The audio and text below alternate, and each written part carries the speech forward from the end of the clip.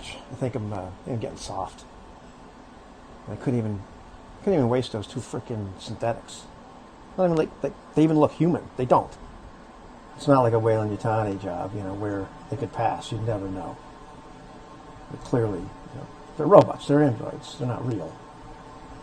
And I swear, once they figured out what my intention was, they looked scared. Really scared. And I couldn't pull the trigger. That's weird, because I can kill a helpless enemy combatant once they've demonstrated to me that they will stick a knife in my back the moment my eyes are off them. No problem. Once they've demonstrated to me, once they've killed my friends, put somebody in danger, even if they're not an enemy combatant, I can do that and not think twice about it. These poor bastards, not even real. I just couldn't bring myself to do it. And I was thinking about it, like, what the hell's up?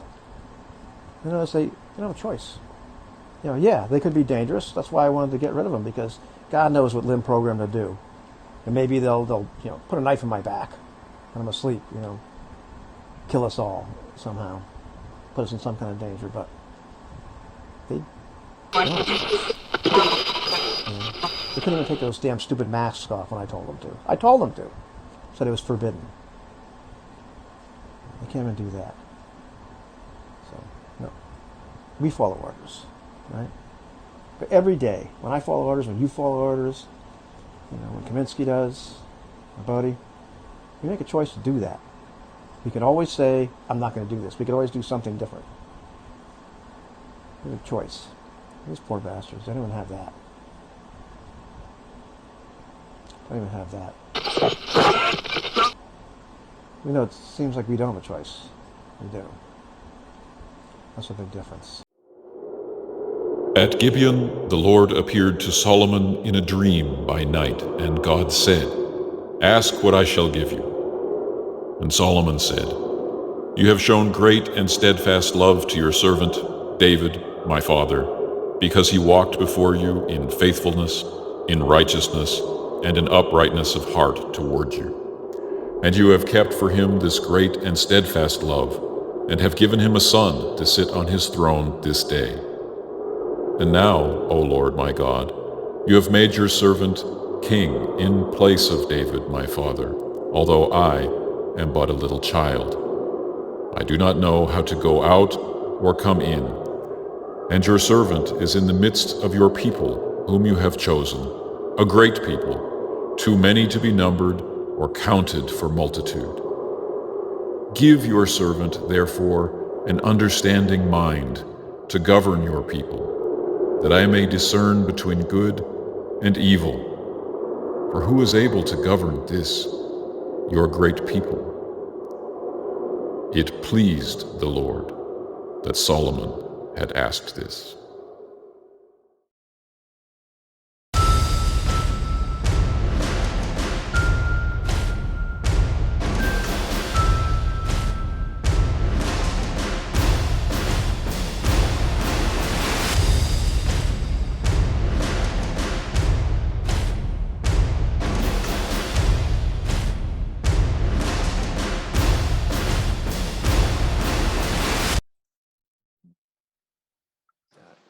Right. This is not meant to be prophetic, by the way, but just saying, Oh, that's Very amazing.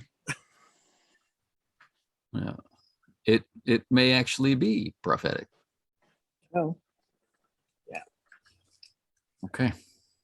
So it's been 2 weeks since we have last played Alien, the role-playing game from Free League, and I've missed you.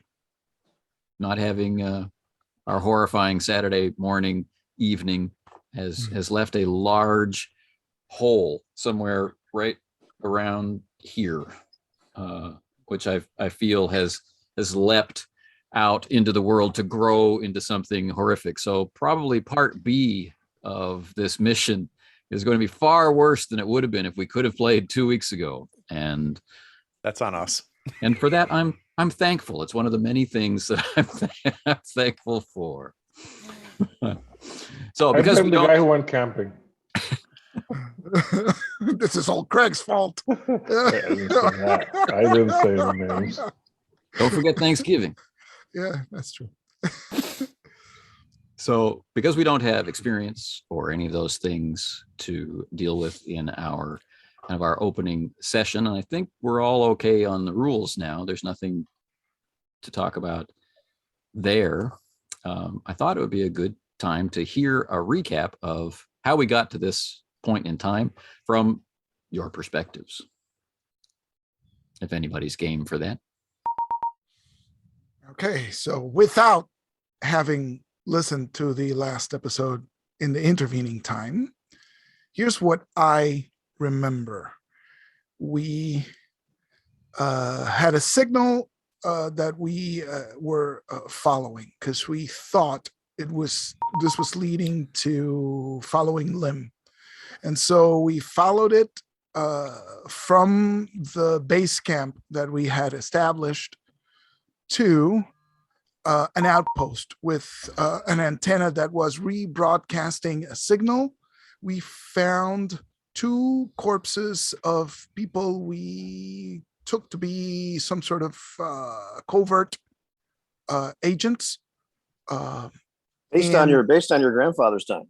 That's correct. And they were rebroadcasting the signal emanating from the ship, the alien ship on LV-426. And so we disabled the transmitter and made our way to the actual source of the signal, which was the alien ship. And when we approached, a land vehicle came over and 2 androids stepped out. We confronted them. They had a radio and, indicated their status as androids and that, they just had a message and gave us a radio communicating us to Lim, who was actually in the Montebello in orbit. So we were completely deluded. We thought we were tracking Lim on the surface. It turns out we were tracking the androids. And Lim managed to go from his ship to our ship way back in the original space battle. And so we had this conversation where Lim is essentially telling us, you're stranded in this planet and the only way off planet is through me. And so he offered us a chance in exchange for a ridiculous amount of money for each of us to procure him an egg from the alien wreck in exchange. Many eggs. Well, at least an egg, right? Like samples from the alien spaceship. And in exchange for that, he would send a shuttle down and, pay us a ton of money and take us off planet. And he gave us 1 hour to consider the offer. And I think pretty much that's it. Like we had the androids, Baxter has the androids at gunpoint or something. And we're left with this message. What will you do? That's what I remember. Right on. Fair enough. Everyone's cool. Yeah, I don't have anything to add. It was a good recap. All right. Except how Baxter very expertly and disabled the device, which also disabled our chances of broadcasting anywhere else. Yeah, we destroyed the rebroadcasting antenna way back. And they did cut those awful limb masks off those poor androids. Oh, yes. Right. Yes, the Working Joe model androids, which are in use by Colonel Regis Lim, were wearing these fleshy latex masks of his own face, which, as we closed out the session, Baxter announced that he wanted to remove, even though the droids themselves had stated that, to remove the masks is forbidden. Okay. Before we launch into the session itself, I have a question mostly for Eloy and Jose about Corporal Rios and Sergeant Kaminski, about their rivalry, right? What is it really based in? I think, or the way I originally envisioned it, was a difference in command styles, right? So Kaminski is very down to business and laconic, right? He doesn't speak much. And Rios, it's more loquacious. He has the banter talent. So I figure the command style differences are probably just a source, because they're usually aligned on goals, right? They both want the squad to survive. They both want the squad to do well. It's just mainly, I don't like his style. Yeah. So, it's a soft rivalry. I don't know. So we've seen And this. Oh, go. I was going to say, and then I'm laughing a little bit because this has nothing to do with the way you guys tend to play your characters in general. We're trying something new. We're trying something new. Yeah. So your rivalry is based on the fact that you kind of act like each. I'm sorry. Go on. But I'm able to see it because I've seen this before. So it's really, it's all very familiar. Yes. We know how this movie ends. Yeah. In the episode so far, we've seen Kaminski express his command style, his love of the unit, his feelings about the Marine Corps come out as, we're going to keep training this so that there's no mistakes, right? Because if one of you people make a mistake, we'll end up dead, right? Very in your face command style in those moments. Whereas we might not get that from Rios, who might take the character aside and talk to them about how, they need to do something a little better. And so that's interesting to see. So Baxter, right, after a long and really almost aggressive rivalry with Geek, you have latched on to Patch as like your best friend ever, right? What's going on there? I just have. It's usually anytime I see a kid, new recruit. I'm jaded. I'm older, but just the fact that this guy impressed the hell out of me with his willingness to like throw this guy off the building that's got a bomb, risking his own life, killing somebody essentially in cold blood to help. He's willing to do that. This guy has the makings of a real Marine. That's impressive because not everybody can do that. Not even Marines. So I've kind of got, I instantly have a lot of respect for him, and the fact that patched me up as well. You got to at least like a guy somewhat or have some respect. But I think it's really the throwing the guy off the building that's like, wow, this guy has the makings of a real Marine. And I think for Patch, he's indifferent about the Marines, right? For what matters to Patch is him keeping people alive. Like all he doesn't care what ranks are. He doesn't care really who anybody in this crew is. What matters to him is that that I have a job, and that is to keep people alive and to do that. And I think for Patch, he's indifferent to Sergeant Rios. He immediately identified Baxter is our best chance of staying alive. And keeping, I have to make sure Baxter stays alive, and Baxter is what's keeping us alive. You know what I'm saying? So I think it's almost, cold blooded to your point, Ivan. He's indifferent to the structure. He's indifferent to what others have to pay to keep his crew alive. So I think that has drawn him to Baxter as well. Yeah, the best way to keep people alive is to kill the enemy. Exactly. Okay.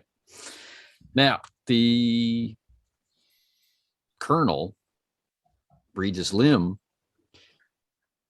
well, your first meeting with him was this moment of your prisoner trying to signal for help and being reprimanded in response for breaking the radio silence that had been ordered and then being blown up remotely.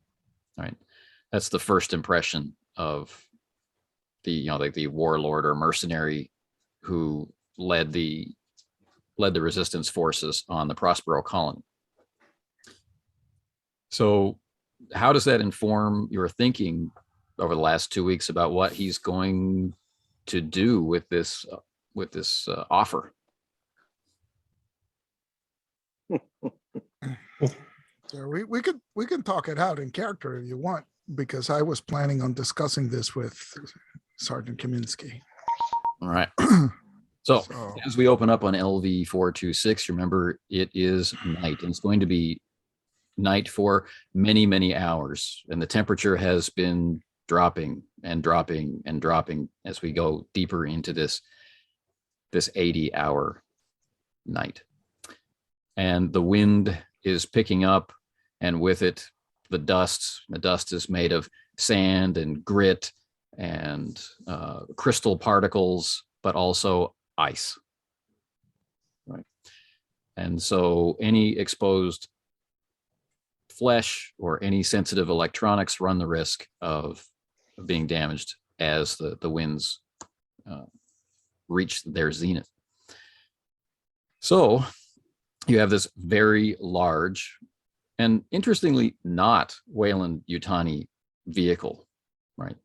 This is top of the line. Whatever this mining company was that brought this vehicle here for their prospecting, they spared no expense to bring this top-notch 6-wheel, all environments armored carrier to the planet.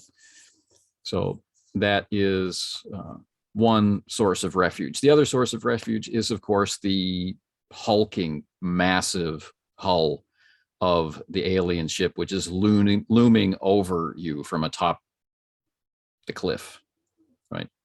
Mostly northward of your position, and its shadow is cast out in the light of Kalpamos, the host planet, right?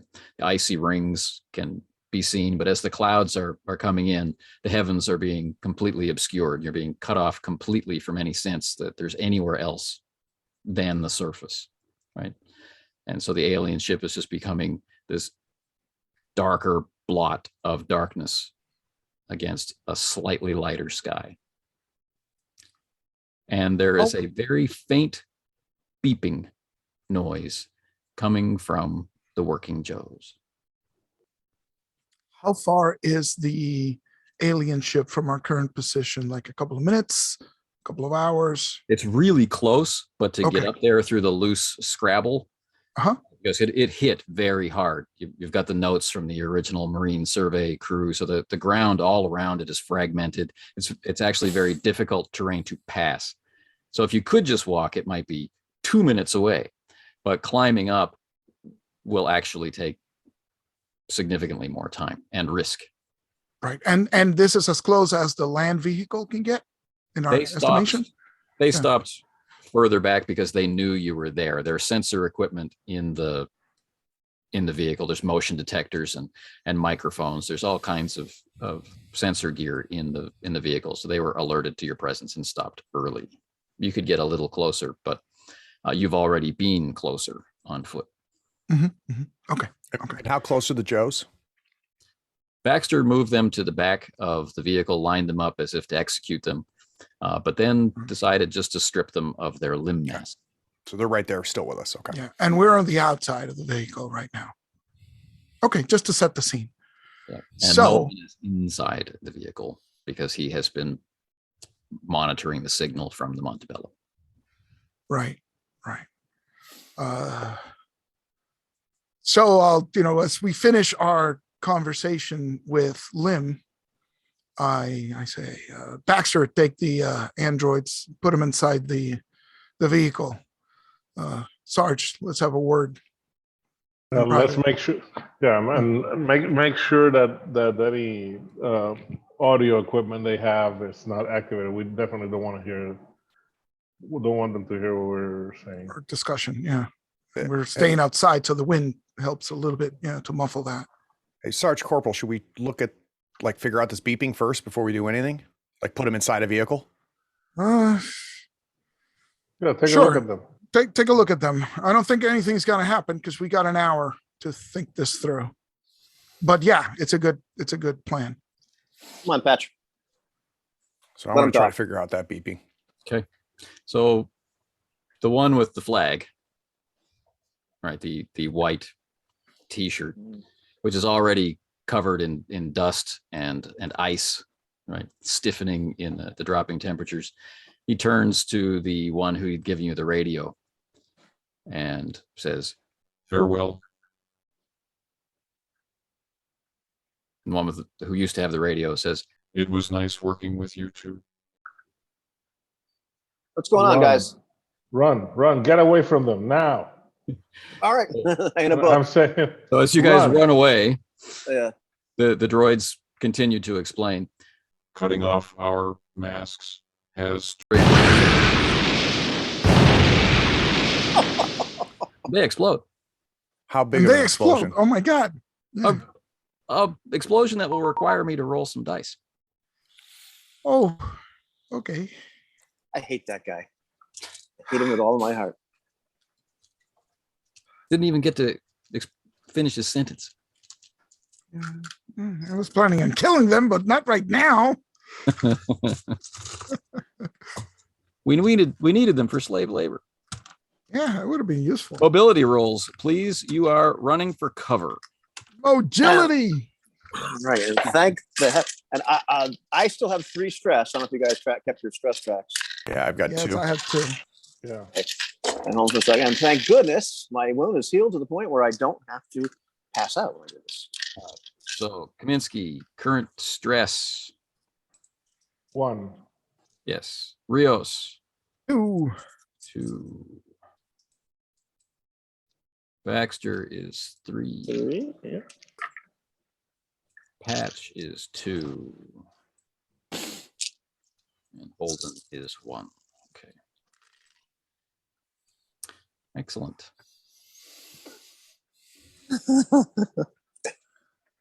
So Okay. as I'm looking over looking them over, trying to figure out if I can get a visual on that, and I'm probably closer to them than the other 3 of you are, and that conversation's happening, it takes me a second to piece it together. I think the 3 of you figured it out before I did.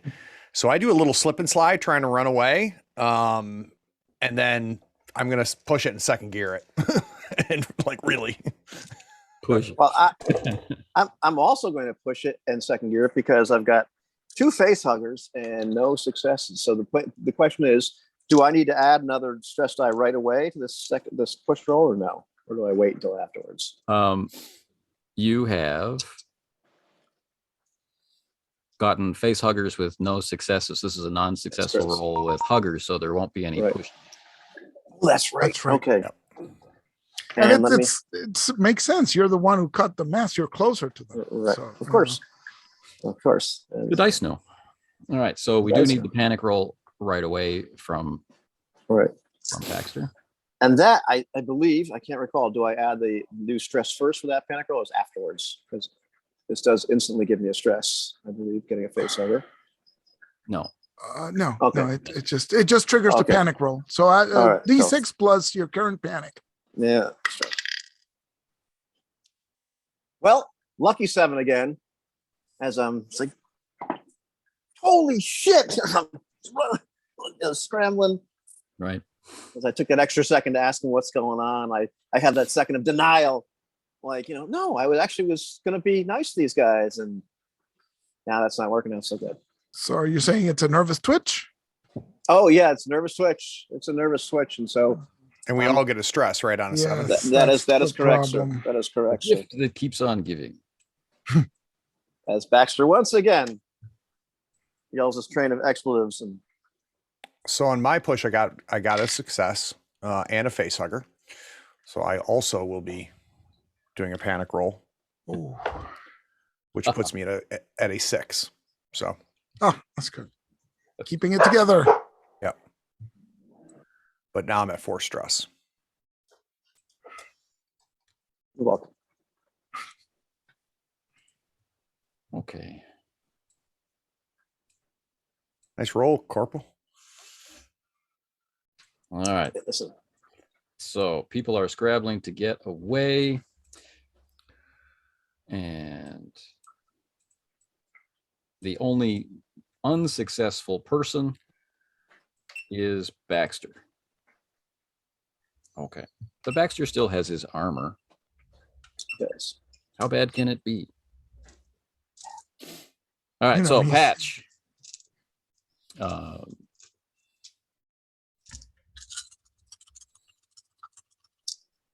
You and Baxter. And I succeeded though, remember? yes, I remember. Okay. You and it's actually everybody. So, okay. So there's the explosion, and incoming is 6. Thanks. So you need Okay. an armor check.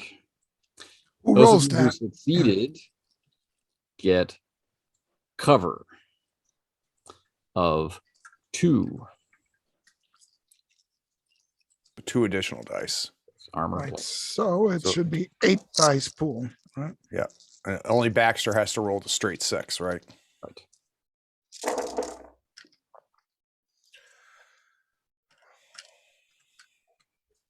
All right.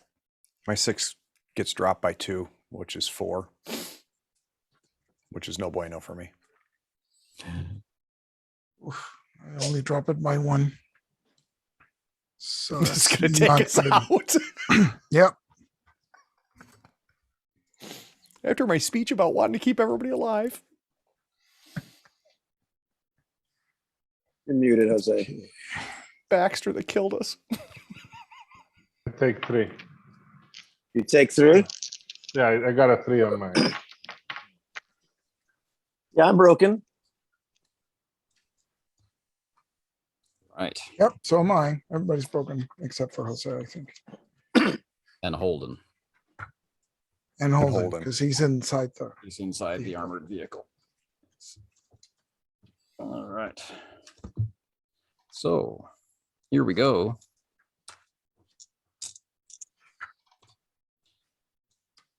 For Baxter. Whoa. This is not good, Baxter. Hey, Some is the same wound as before. No. Okay. All right. So Baxter, as he's scrambling backward to get out of the blast radius, but he's somewhat hampered by the smart gun, right?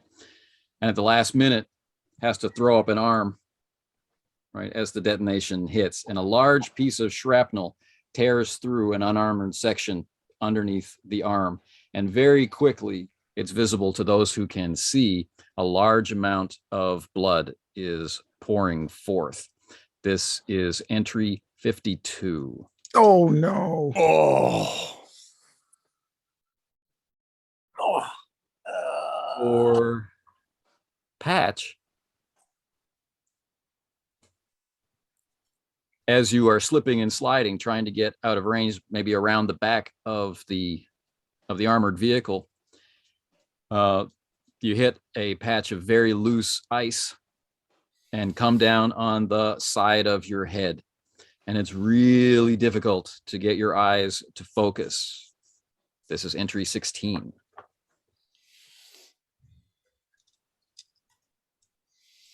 And for Corporal Rios.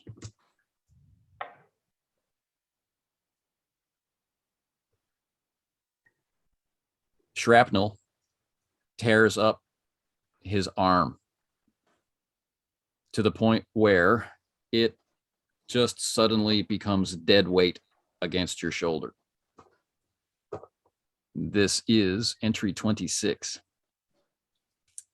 Now, in the cold and in the wind and in the heat of the moment, these injuries may feel like more than they are. But right now, right, these are the signals that your brain is telling you, like, I'm bleeding out. I'm so cold. Your head is ringing, and your arm won't respond. And the two Joes, there's nothing left of them. There's just blast marks against the back of the vehicle, which is still rocking in the wind. And Holden throws the door open. He's screaming, "Sarge, Sarge, Sarge!" All right. I'm gonna go try and see if I can help Baxter in any way because he's bleeding all over the place, right? Says, Holden, take a look at Patch. Yes, Sarge. I'm on my hands and knees at this point, just kind of just trying to piece it all together. Got the, the grime and stuff all over my face and helmet. And as Holden comes close, I'm like, I need a status check, and I don't even have my eyes open. I just need someone to tell me what the hell's going on. So Holden fills you in on what he can see. Right. And then I'm going to do my best, even though I'm broken, to get to Baxter. Because obviously it sounds like it's obvious that even Sarge and Holden know that that's where the triage is. Right. Well, being broken, that leaves you with very little that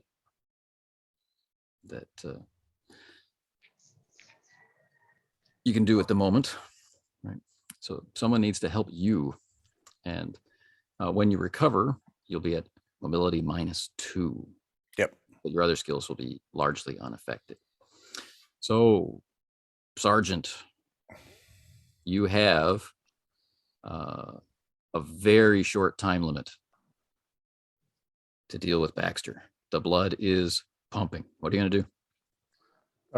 I guess I'm gonna try a.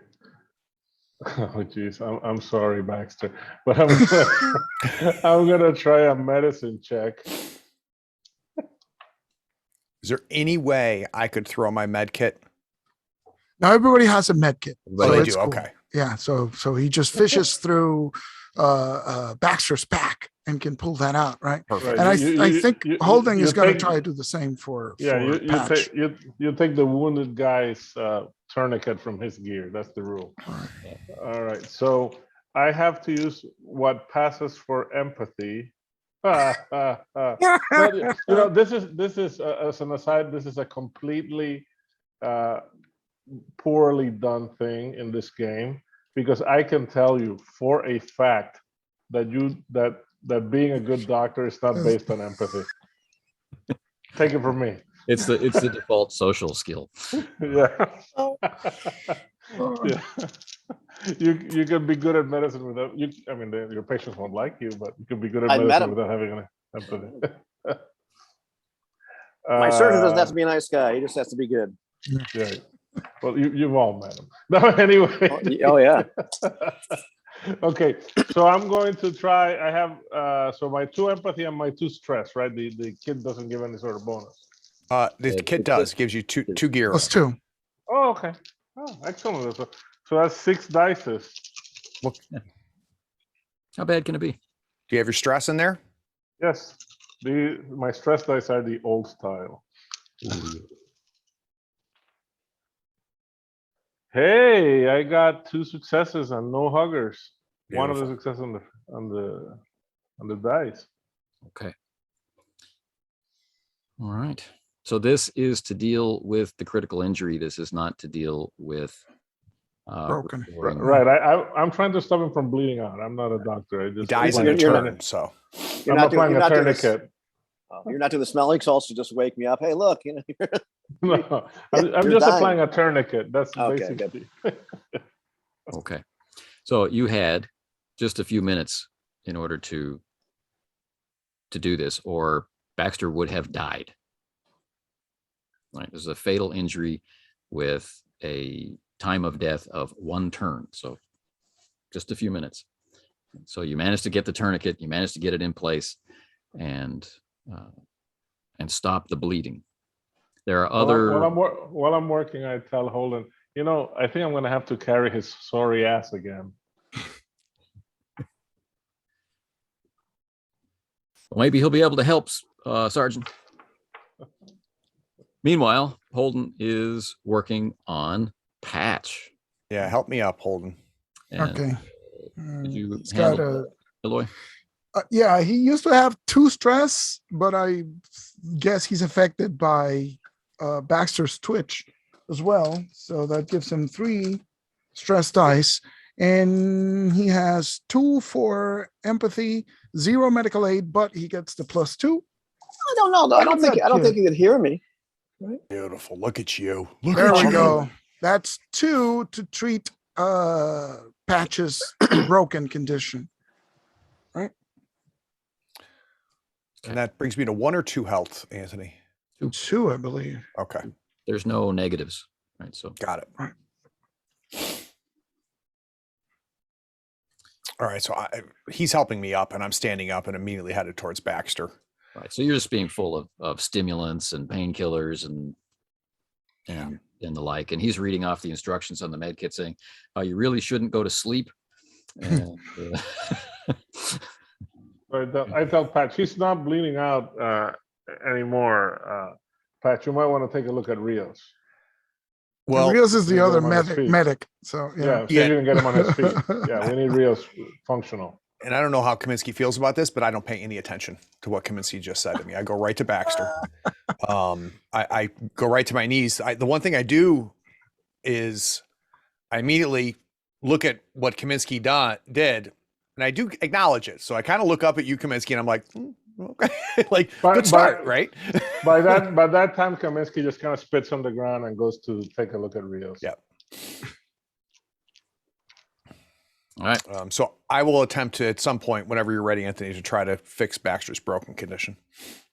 We will deal with Rios. Right, so Kaminski moving in on Rios. Is the same bonus for the med kit? Yes, but this time you'll have assistance from Holden. All righty. Hey, you got 2 also. nice. 7 dice. Excellent. He doesn't know what he's doing, but he'll just say, "You're going to be okay, son. Get back on your feet." Right. And Just follow the instructions in the kit. Inject him with this.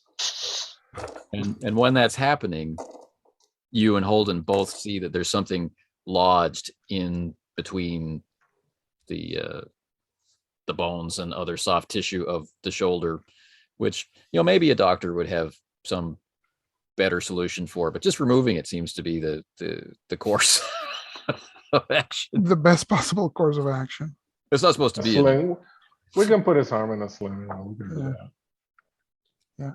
And that's the beauty of these critical injuries, right? So the best you can do if you treat them is to reduce the healing time. So that's all that's going to happen here. I need to do my D6 for my critical injury, by the way. So I've got 3 days to recover from mine. Yeah. Right.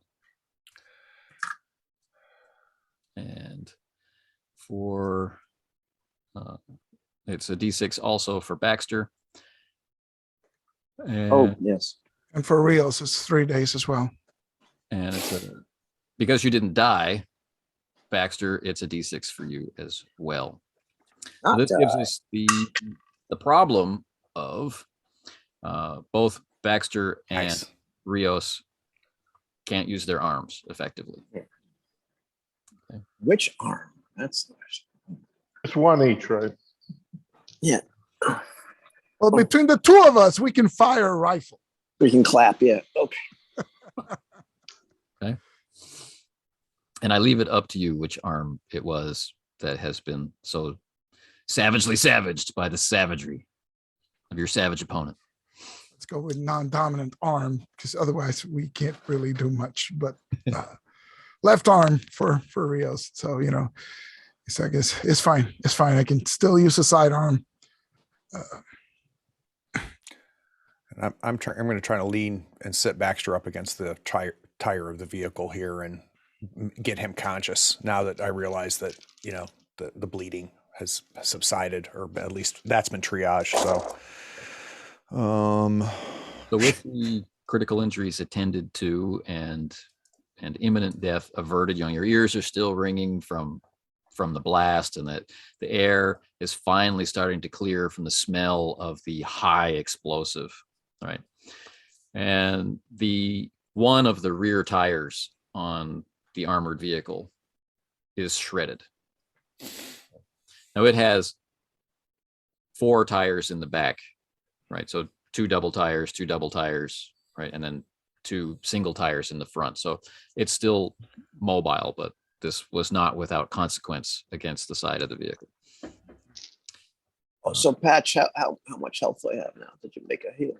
So out of 1, 2, 3, 4, 5, 6, 7, 8, 9, 10, 11, 12, 13, 14 dice, I got 1 success and 1 facehugger. Jeez. Well, yeah, on the bright side, you got 1 health point, so it's So nice. you're back to 1, and now I've got to do my stress check, Okay. Your panic. which is nice. Or 7. panic, sorry. 4 plus 2. 6. 6. Okay, so Right on. here we go. Here we go. And so Baxter, you can't use your arm, right? The clock is ticking down. The working Joes just blew up in your face, right?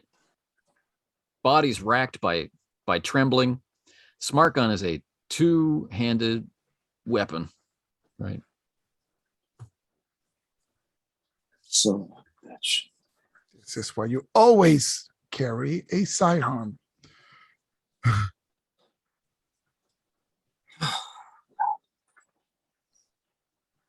Unless you carry an incinerator and a combat knife and a shotgun. It's fine. It's fine. Rios could always have a spare gun in his back because I have the talent. So if you need it. Who has the radio? Like Kaminski, right? It was Kaminski, I think, talking to Lim, who received the offer. Yeah, I had the radio from that the robots gave us. Yes. So there's a message. Okay.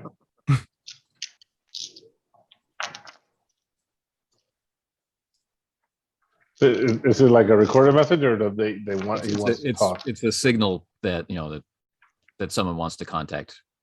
Oh, okay. Yeah. And so a brief pause and shuffle, and then Lim's cheerful voice comes on. It says, "You've discovered my no tampering protocol. Are there enough of you left to complete our deal?" Of course. Right. I'm glad to hear that you're okay, Kaminski. It means a lot to me, especially that you are okay. Mm-hmm. Yeah, you're a regular bleeding heart. Now we're busy here. Click it off. Let's get everyone inside the vehicle. Yeah. So they're limping with yeah. one arm. Yeah, it's like, let's go let's inside the vehicle. Yeah. All right.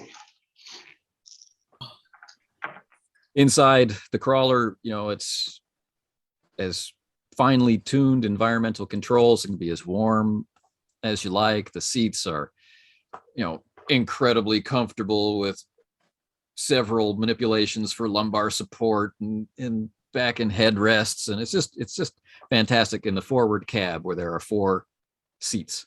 And then in the back, a lot of the seats were removed, for cargo or for equipment. There's bench seats down the side, so 2 people could lie down comfortably in there, or the sample cases could be removed, and people could stretch out on the floor and lean up against the benches. And like I mentioned before, there are built-in sensors for temperature and motion and seismic activity, actually, and that sort of thing to make it safer to drive. Has a full listening suite for avalanches and tumbling rocks and that kind of thing. Holden, make sure that the vehicle is clean. No way to eavesdrop on us. Yeah. Switch off all communications gear and scan for bugs. Okay. Then he begins that process. So, we patch, your bandages and then making slings until Holden gives the all clear, right? Holden gives the all clear. We're okay. Okay, Sarge. So the way I see it, we have 2 choices. This, and I, just wave around, is enough of an excuse for you to accept the offer. You could always tell them, we're banged up. We'll get your sample. Come pick us up. right? He'll believe that. I don't think he would have believed us before this explosion. But now that we're all banged up, our situation is even more dire. So I think he'll go for it. So that's one choice, and we can set an ambush. Put a grenade in the sample case, and when he comes down in that shuttle, we blow the specimen, we hijack that shuttle and go up. It's a risky move, but it's one that we got. That's one choice. The other thing I can think of is he's not in control here. I think we are, because he wants the specimens. And we have a lot of grenades. So we could just go in there and tell him, come down here, or we're going to have ourselves a bug omelet. We'll go inside, start firing grenades, get rid of all the things that he wants. So, we can negotiate with that. Anybody else got any bright ideas? Yeah, I think we do have two choices, buddy. I can either burn them, pull up the incinerator, which, by the way, is a very lightweight weapon, so I can advocate for being able to use that. Or you get him down here, cut his freaking throat. It's okay, Baxter. If he comes down here, you're going to scare him to death.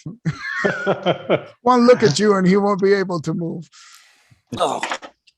Which, by the way, I'm going to turn that into banter and see if we can recover a little bit of stress. Nice. So we should go down 2 stress levels, right, from That's this.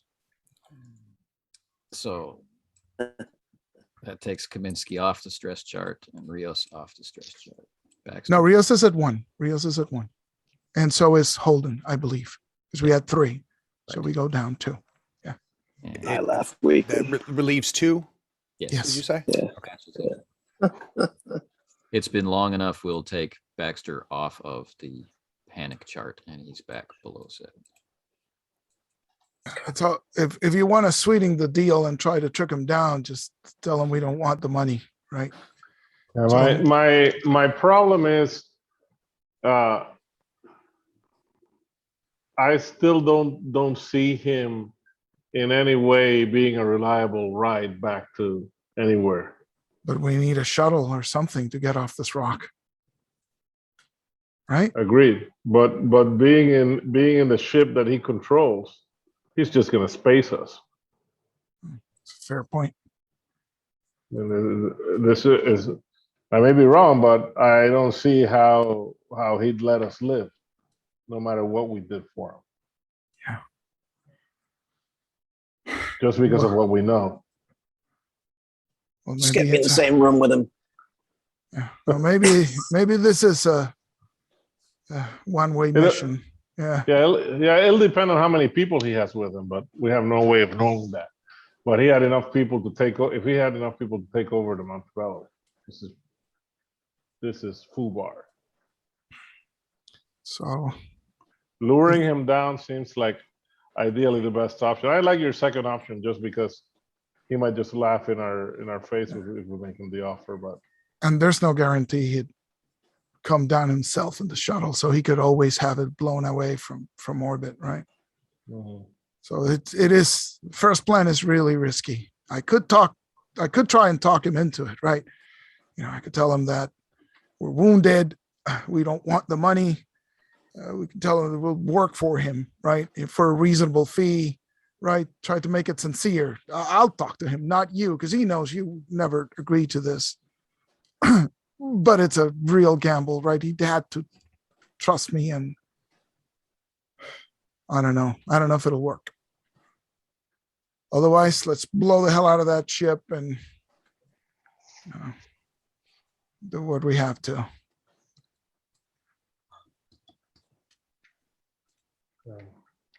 Yeah, that again, that's my only problem with all of this is we're in danger here, but putting ourselves voluntarily in his hands seems like a dumbass move to me. I don't know that we can trust him at all. Oh, we definitely can't trust him, but we got to go one step at a time here. The first step is we need to get a ship down here, right? And then let's Right. worry about step 2. But the only chance the 4 of us have right now, the 5 of us have right now, is if a ship is brought down here. 7 of us. There's 7. I'm bad at math. Can force his hand, right? Start taking care of those eggs. And he won't fire from orbit to blow the ship because he wants the eggs. So he'll come down here if we start wrecking his precious cargo, right? How's he gonna know? Oh, we'll tell him.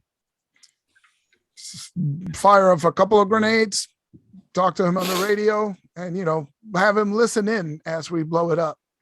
He'll be down here quick, and then we just have to set an ambush for him, right? He won't fire from orbit.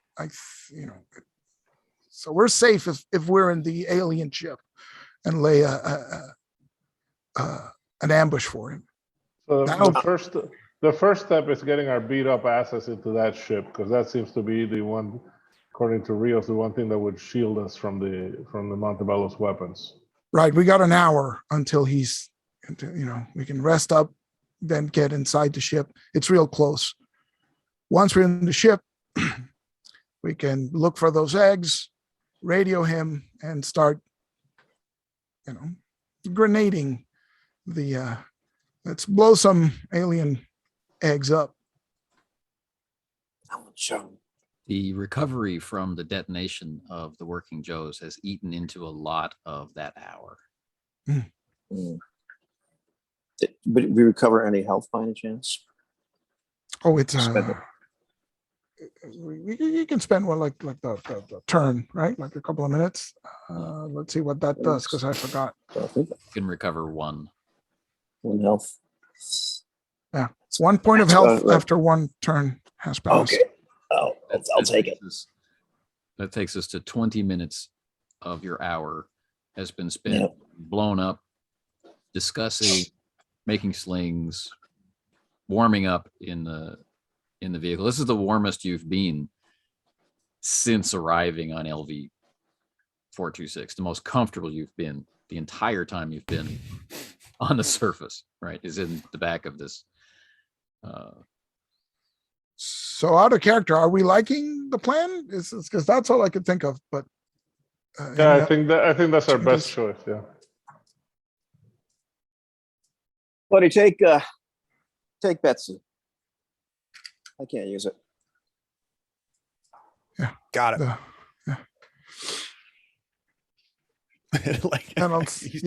I'll take my ammo clips, right? Because I'll get my sidearm. I can't use my pulse rifle, so.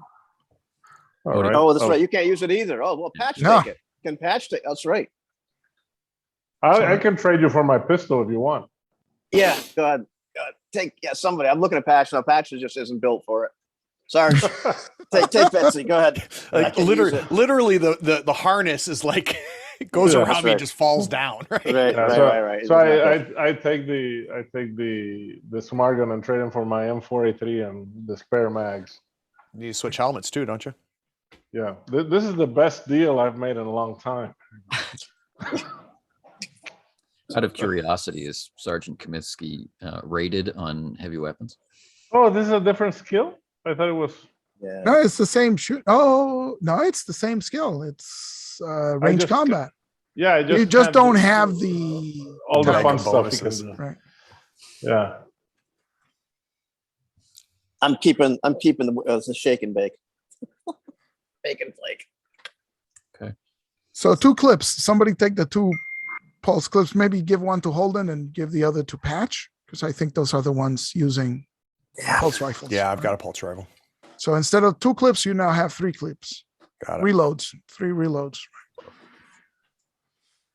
And I'm putting 1 down for Holden. There we go. Okay. So, are you heading up the slope? Yeah, let's do it.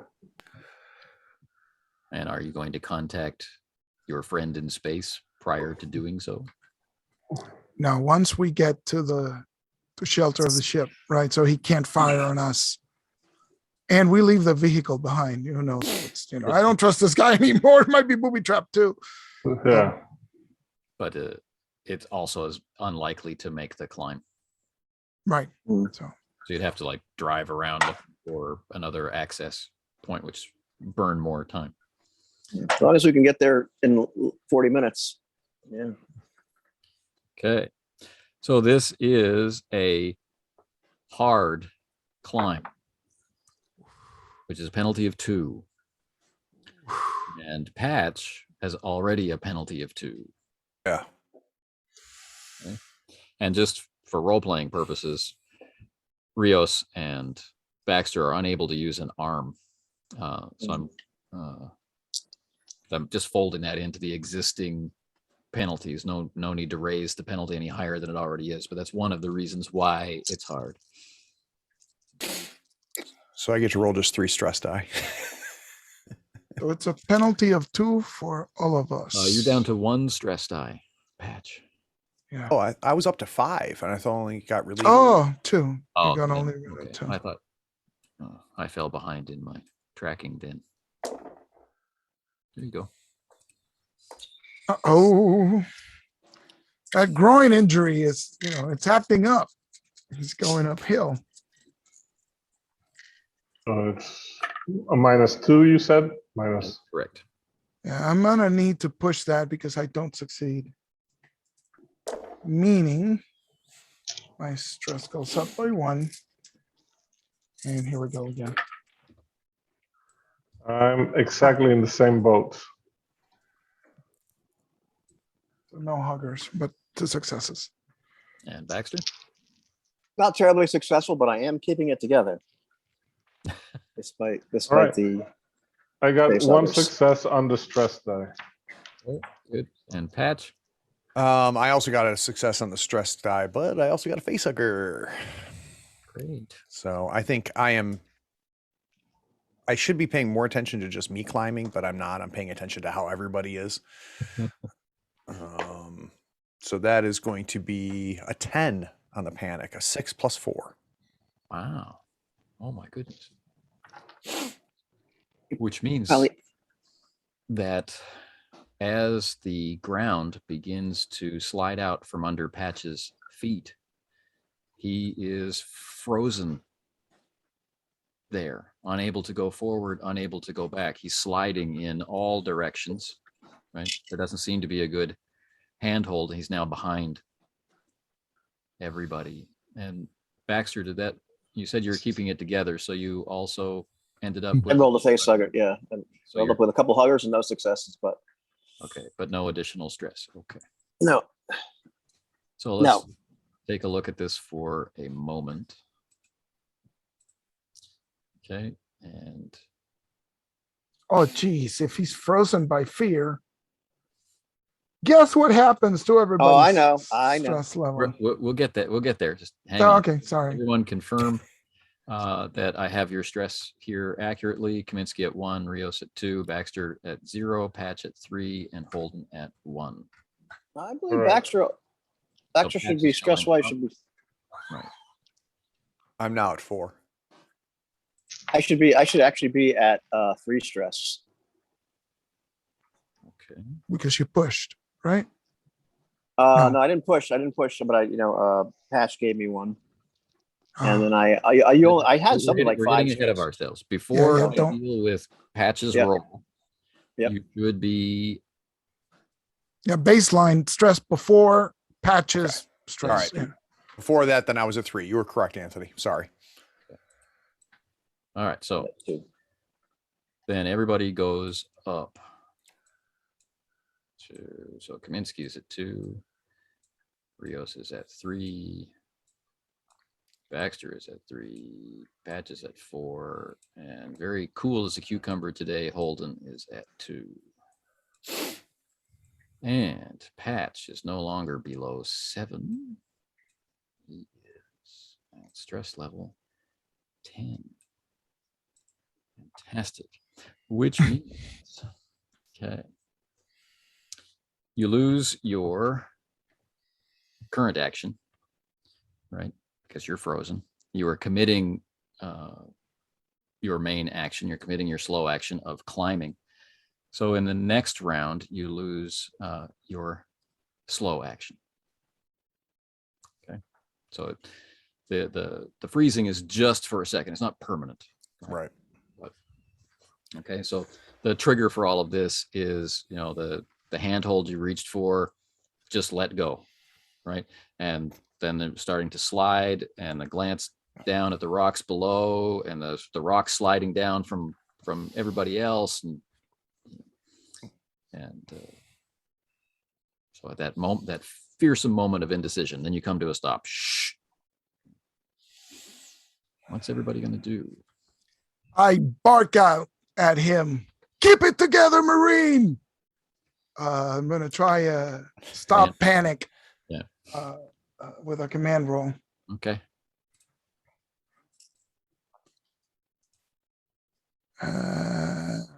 Where is my command roll? Hang on. Hold, please. 5. That's a 5 pool plus my 3 panic. And here we go. That is 1 success and no huggers. Okay. And I don't remember how it works. You are successful. You're able to break through his panic. It doesn't affect stress, right? But it does end the panic there and then. Okay. And it resets his panic, right? So he's now technically at panic 0 for the next roll, right? He's no longer at 10. 07, yeah. Removes the panic condition. Yeah, but as I'm sliding down the side of this thing, I just finally, just grab on. And so through, coordinated teamwork of pointing out handholds and whatnot, we get everybody up to the top. All right. Now you are covered in this dust, this ash, right? And these metallic bits and crystal bits, and the frost is building up on your armor where, from the direction of the travel of the wind, so, it's like you've got frozen ears and just on one side, and the headache is kind of like boring its way into your brain. Your lips are freezing together. Sometimes your eyelids are sticking together, and the headache for Patch is really starting to pound. There's moments of dizziness. There's moments of nausea every now and again, double vision, and right. And for Baxter and Rios with the blood loss, the cold is even more biting, and it's very difficult to maintain your balance with that, having to have it secured out of the way. But you are now standing under the curved, dark gray, almost scaled looking hull of the alien vessel, right? And the wind is howling through, right? About 20 meters from your position, there's a large hole on the outer hull, and there's a smaller hole a little bit closer on almost the bottom of the ship, maybe from impact or something like that. And the wind is blowing through it, and it's like this massive pipe making this weird vibrating sound in the wind, which rises and falls with each gust. That is your location.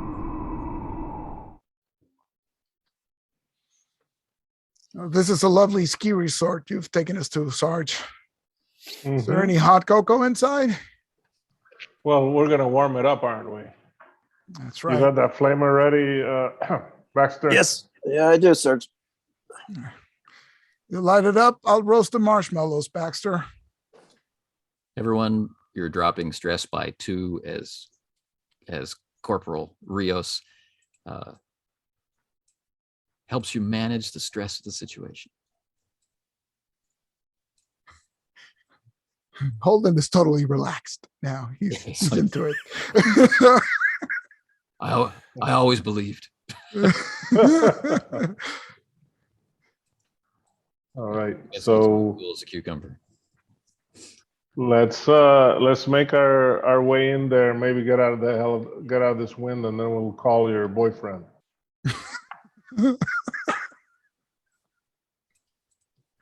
Okay. As you get up close to the hull, how do you want to enter? Through this large hole? That would be the easiest way that you can see, or do you want to survey? Let's take a look. Let's see. Let's take a look around, see what other entrances or exits there are, because this isn't going to be fun. Sarge, what's Betsy say? Does the smart gun give me any intel applicable to this? It's not showing you any unfriendlies. All right. Nothing so far. And the hull of the ship is completely opaque to its, unsurprisingly, is opaque to its. Yeah. its And I'm gonna hand the motion detector to Rios. He's only got one hand, so he's gonna have to decide whether to use it or shoot. But I can't do that and manage Betsy. So. Okay. All right.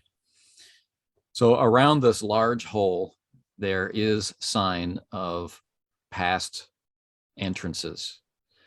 There's, clips, like mountain climbing style clips. I can't remember the name of them, right? But Carabiners. Carabiner. Yeah.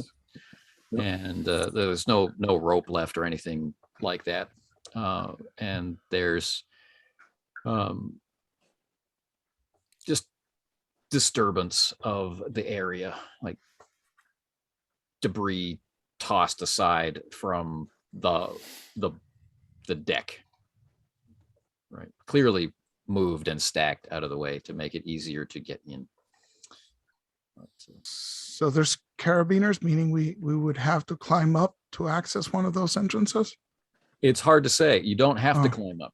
I mean, okay.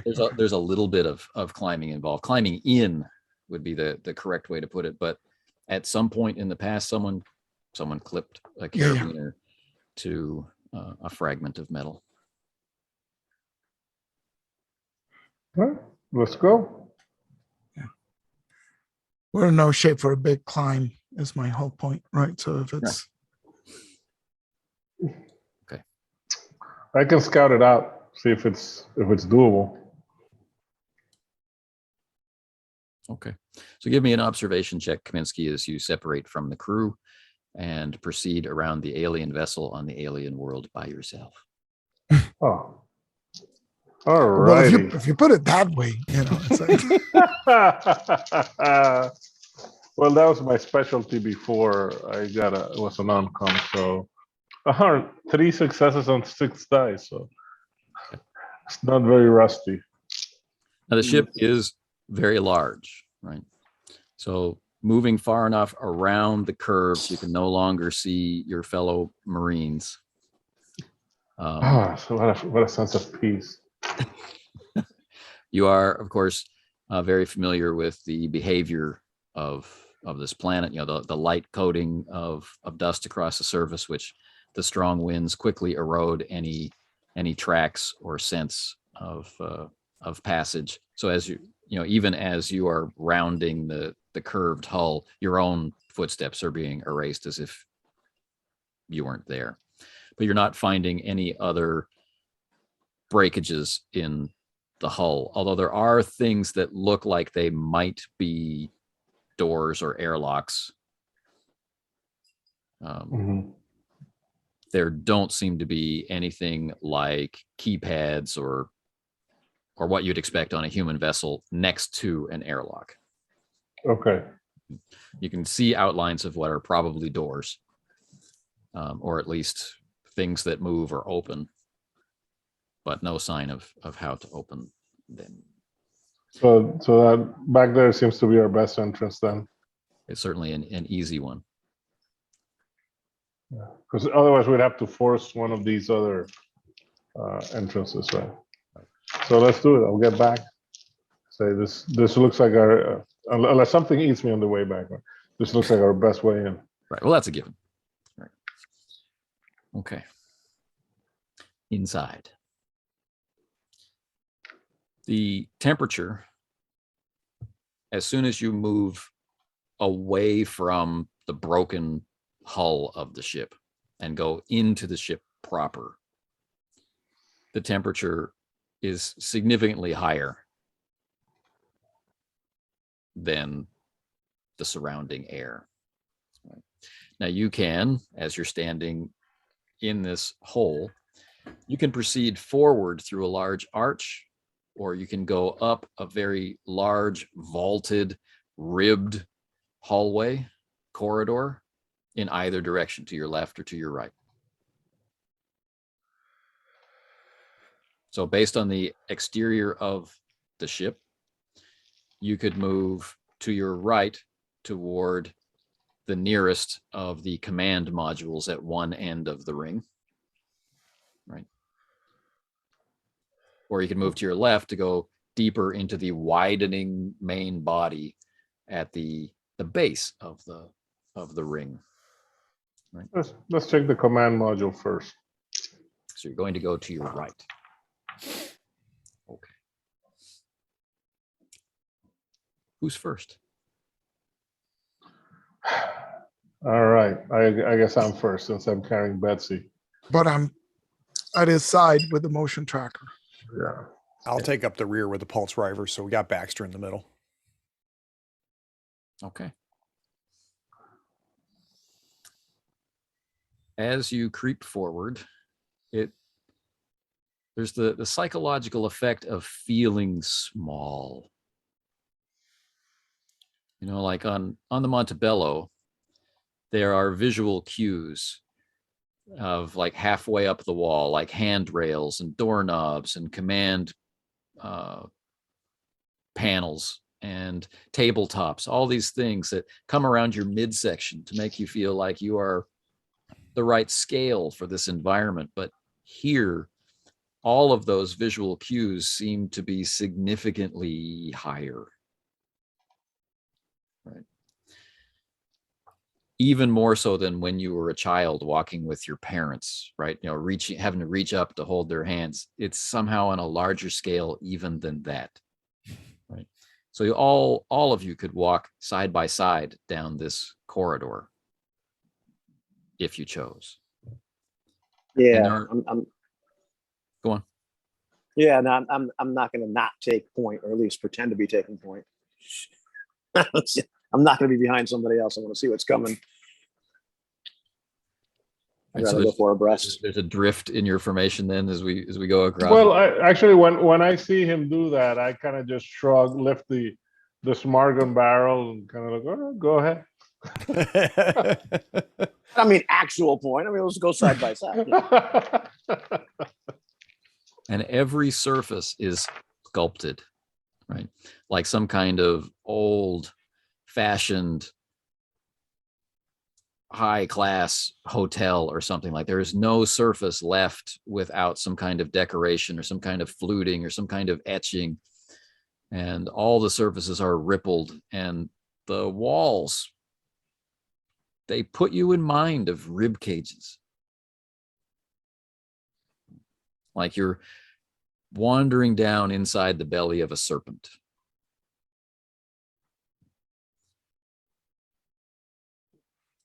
And then you come to a flight of stairs, which puts this in even starker relief, as the stairs are roughly around your forehead, right, for one step. This is great.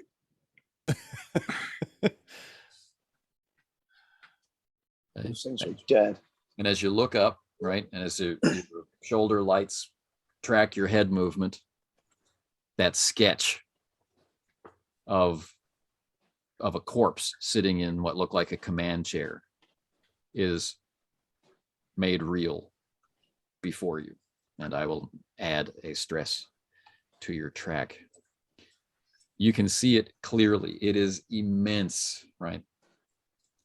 And it's wearing this, its body is desiccated. It's wearing this strange fluted helmet, almost like a gas mask, right? But you can clearly see the enormous exit wound from its chest that Hicks had described as being a sign of these creatures in action. Jesus, how big did the thing that blew him apart have to be? It's a big gun. Could shoot its way out. Smaller than him, at least. It's a big parasite. Let's hope. It's been a long time, and let's hope it's dead. And its position as it's sitting in this chair, it's all reclined. And rising up in front of it, there's this large machine. It looks like a telescope, or it looks like a weapons mount, or it looks like, who knows what it looks like. You think they have any smaller? Do you think there's another one of them big ass swimming pool chairs? I could use a smaller module myself. Yeah, no, it looks like a great vacation spot. Yeah. Any other exits from here? No, this is the end of the hall. And it's really warm in here, almost tropical. The hell is still functioning in here? There's signs still of power. There There's are. power in this. No lights, there's no like humming electronics or electricity. It's, yeah. But the surface, the metallic surface, which should be cool to the touch because it's metal, feels more like resin than like metal or some kind of high density plastic, and it's warm to the touch, almost like flesh. Is there a mist in the level below us? There may be. Would you like to I don't go? know, guys. Physics class was a long time ago, but this stuff should be cold. Something's still functioning. Yeah. This is really strange. Is there And you anything- said that the hallway looks like a rib cage, you said? Yeah. Hmm. And is there mist below us, right? On the sides? Like implying there's a smaller platform below this one, or? You'd have to go back down the corridor, back the way you came. Okay.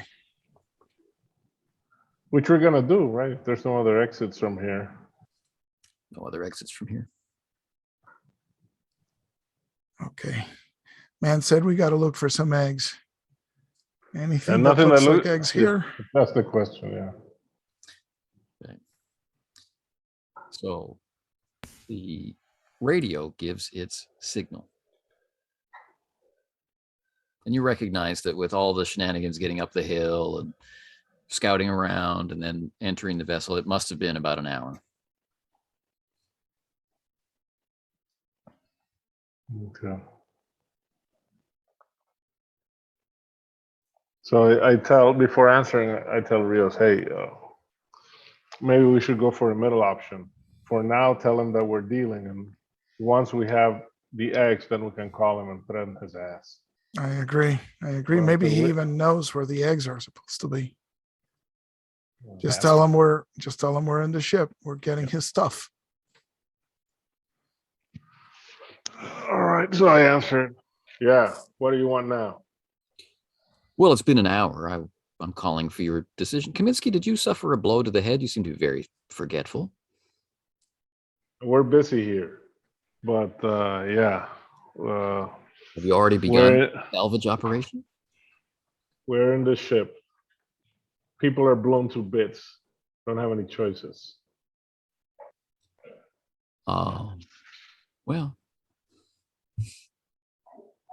you have enough to bring out samples to fill my sample cases, right? Yeah, we can do that. It's All right. fighting that's going to be hard. But hey, was that your face on those androids? Yes. Man, you're uglier than we thought. So let us get to work. I'll get back to you when we find your samples. Oh, you wound me. I wish. Click. Don't I wish? You gotta find those things. But at least now that we're in the ship, we might have bought us some time. I laugh. I just look at sorry. I get kind of like an attaboy. All right. So you proceed down the corridor as it widens further away from the command module. Yeah. Okay. Go about 30 meters. It's starting to really curve. And this is where you are given your first choice. You can continue on this level or take a branching rampway down into the belly of the ship. Well, if this was a fantasy RPG, my rules of dungeoneering would say we stay on this level until we've explored all of it. But as it's not, I'm open to options. Is there any, can we detect any difference in temperature between going down or staying up here? The ship seems to be, so far, except for the area where it's been holed, a consistent temperature and a consistent humidity. Right. All right. Sarge, if whatever these are precious, I would assume it'd be down, right? Towards the belly. Yeah, if these people make ships anything like us, you're right. All right, let's go down there. Break all rules of dungeoneering. Cool. We'll play D&D when this is over. So there's a gentle, as I said, sloping ramp, which then turns into long, wide stairs. And are they stairs that we can use or made for our friend upstairs? There's another carabiner here, and the remains of rope, as if at some point in the past someone had lowered themselves down rather than navigate the stairs. So they're the big stairs, like for the giant up above the throne. Yeah. Oh, okay, and this gear. Now that we can take a closer look, does it look like it's very old, or does it look like it was recently left here? The rope, and the carabiner. Probably. Because of the warmth and the humidity, it's a high quality, not at all natural rope, but it has rotted away, right? But the carabiner is fine. You'd expect it to last a century or more. Yeah, so it's been here a while. All right. Oh, this is swell. Well, you ladies want to go down. Let's see what we can do. We don't have a rope, so unless you want to use your talent for that, I could use that. Yeah, if we need some rope, I could always. Well, it's a good thing I got some climbing gear Out here. of the mining vehicle. Yeah. Oh yeah, that explains it. Yeah. I think I thought to bring this along, and I pull out climbing gear. All right. Well, I think Baxter should go first. That case, if I fall, I can land on a soft head. Jerk, Bodie. well, I don't know. I think with you two being having your clipped wings, it's gonna have to be Patch or me first, and then the guy who stays above can help lower you bastages. Sounds good to me. Sarge, if you can cover me, I'll go down. All right, go for it. I just look at Patch. It's like, this ain't a democracy, son. You don't get a vote.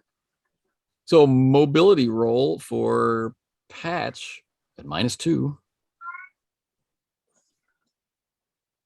For Okay, his so that'll be, I normally have an agility of 2 with no mobility. So it puts me at 2 black dice and then my 3 stress. About effing time. 2 successes, no huggers. Okay. Nice. So it's a very smooth operation, right? coordinating, almost like a training camp situation of, rappelling down. And as you go down, the wall is kind of projecting out to meet you. It's gradually curving out. And you're getting more of a perspective as you go down. Your light is just kind of playing in front of you on the wall, but their lights are angling down from the top as they're looking down at you, Patch. So you're getting a sense of scale of the room. This is an immense room, and it is not in any way square. And it's not round. It's not any of the standard kind of platonic shape. It's a shape that no human would use to fill the space, right? Yeah. Non-Euclidean geometry. Almost, yeah. It has one curving wall, the inner wall of the curve. The alien vessel, remember, looks like the Omega symbol, right? And we are almost to the bend, the center point of the curvature. So one of these walls is curved away, right? It's convex. It's curved outward like a vex. Cyclopean non-Euclidean geometry. Even better. But there are straight walls in here. And as you're lowering down, you are noticing that the air is becoming wetter. You can feel it. You can feel condensation on your skin as the temperature differential. And there is a thick white mist down there which obscures the floor. But every few moments, there is a greenish blue, almost like laser light pass through the mist. The first sign of active machinery that you've seen inside the vessel, although there have been obvious signs that the vessel in some way still functions. The deeper you go, the warmer it gets, the wetter it gets. Your own exertion is causing you to heat up, but also there is just this dampness. Right. And then as you get down to the mist, you want to go down into the mist. You may not be able to see once you're in it. So my concern is the blue light, right? So the blue light that's happening right at the top of the mist. Yes.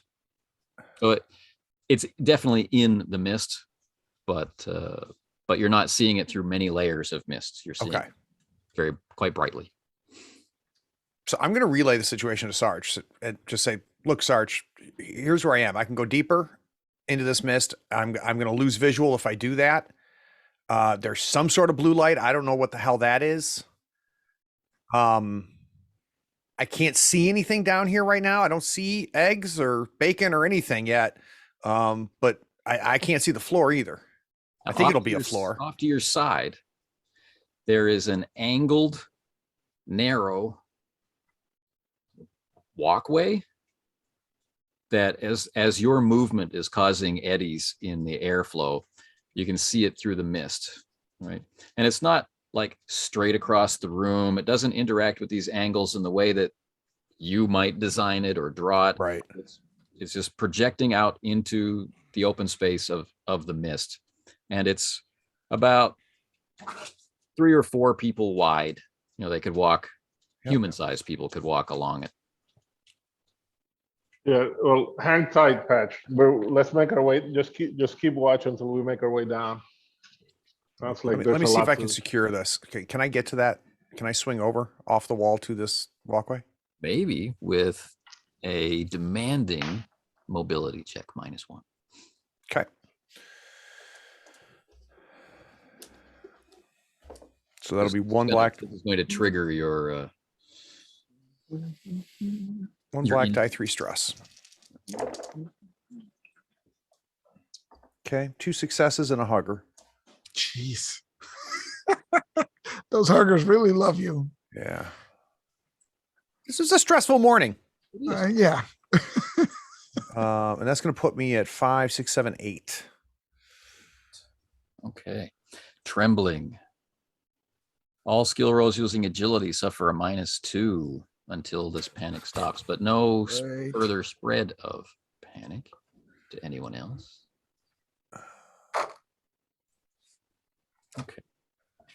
So I think my first swing, like You did put my succeed. foot out, try to get on the thing, and I just go right past it and slam right into the wall. All right. And then I have to push out again All right, and finally catch it the second time. Rios, let's start getting you down there. So yes, the reason for the panic is not the fall. It's not the disorientation. It's not anything like that. It's you're on this projection, this walkway, right? And now that you're on it, you can see the floor just a little bit more than, maybe 2 heights of a man, right? Double your own height down. And it almost looks like the floor is undulating, or maybe that's the mist, but there are barrel-sized, leathery, ovoid objects neatly planted in this soft surface, right? Row after row after row after row. But what you can see, right, is a small patch where there is the shattered faceplate of a shatterproof spacesuit faceplate. Oh, not so much proof, but Glittering in your shatter resistant. Glittering in your lamp. Sarge, bring it to go bag. I found the eggs. all right. So let's good job. Okay, let's get Rios down there next. So hopefully I'll be able to assist him, since he's only has one hand to climb down. The rope is, rattling against The carabiner.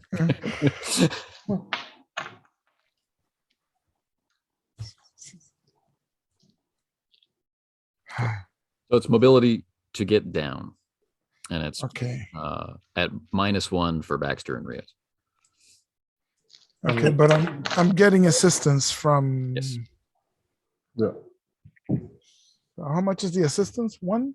1 die. Okay, so it negates my penalty basically. And I have a 5 mobility and I have 2 stress. So that's 7 dice. Here we go. Oh, come on. Ooh, Nice. very nice. I do it with flair and panache. Yeah, I you're guess. impressed. A lot of people like it. Just a quick reminder to everybody about the State of the Union. As I'm going down, I say, well, look, you found the sauna patch. You see the hot tub yet? What are you gonna do with those extras? Like help with extra? Yeah. Oh, I can give. I don't know if I can. Just wondering. You can just Yeah, impress the hell out of that.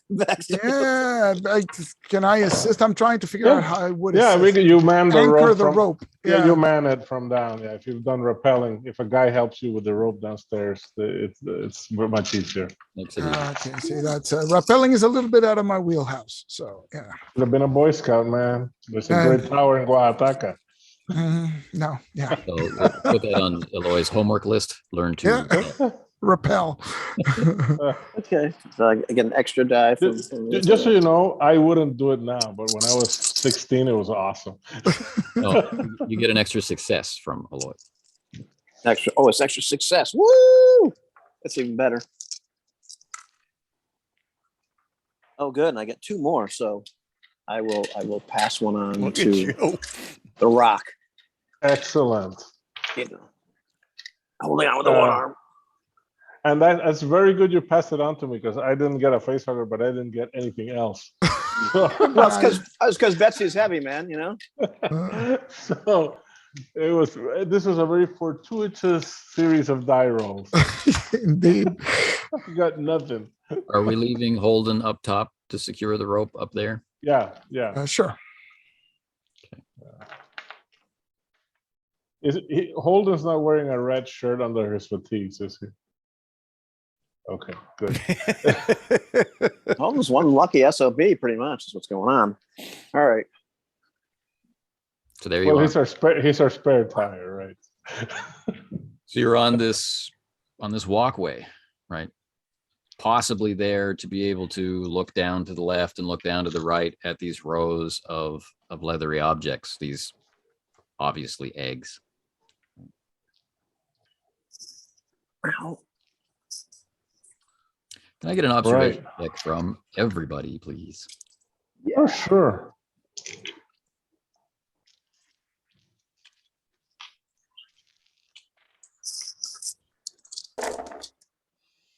Two. Yes. One. Okay. So now that you're down almost at floor level, right? You're down in the mist and there's eddies, right? And that blue-green light is passing just below the surface of this walkway. Right?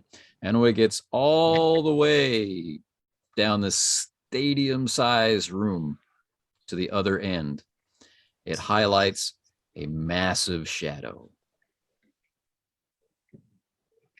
which, if nothing else, the way that the blue-green light glints across the shiny surface, it's like the carapace of some enormous beetle, if a beetle could be like 30 feet long. Something laid those eggs. Well, and this thing is moving? It is not moving. The light is playing across its carapace, but there is a sound, a rasping, breathing noise. Is any nothing on the motion tracker, right? Because now that I'm down, I'm checking the motion tracker. Checking it again. And that light, does it look like it's marine manufacture, or does that look like it's something that's not I wouldn't recognize?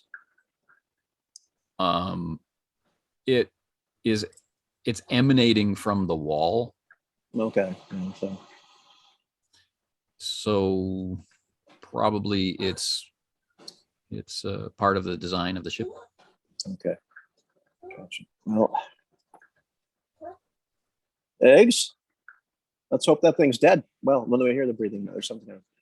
Maybe it's sleeping.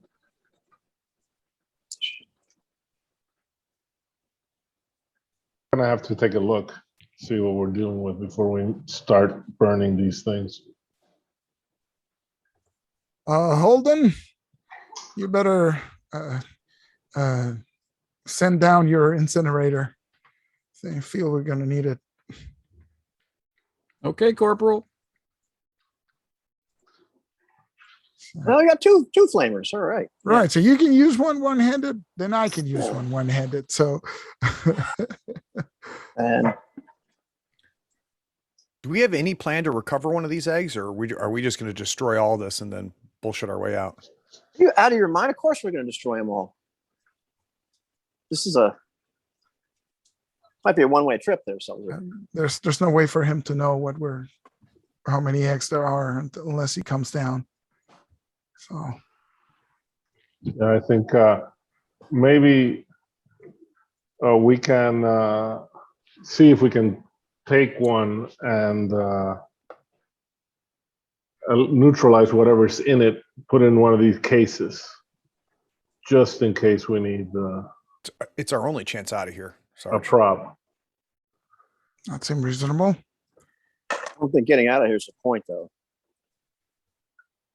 It's not a priority, but it's something we could do. So, how big are these eggs? About the size of your torso. Oof. Just getting it up there's going to be a challenge. But if we take one, whatever's in it's got to be dead. We're not gonna take a living egg out of here if we can help it. Well, that one's open. The one with the shards of the faceplate. Mm-hmm. No, there are no open stacks. Yeah. Listen, well. Sarge, All right. So this what might are we be, might doing be a about time. what are we doing about Well, that? Yeah, the big beetle. Yeah. For that, we got to scout that out to see if it's actually moving or not. So we'll take a closer look, see if we can find.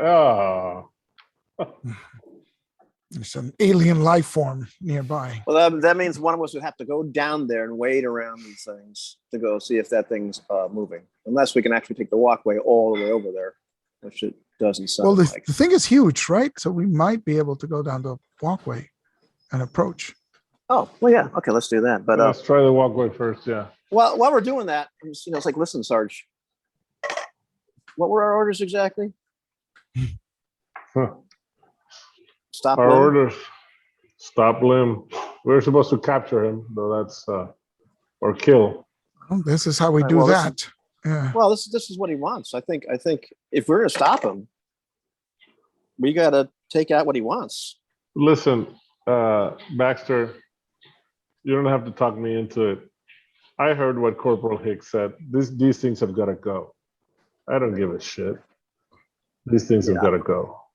I don't think getting it back is. I don't know if we're gonna make it back. How about we pretend that we have We a can chance to pretend. get out of here? Like Oh. both things can be true. We can destroy these things, and we can get the hell off this planet. Listen, I don't understand why it has to be A or B, Baxter. Well, listen, Patrick. He's setting priorities. Here's the thing.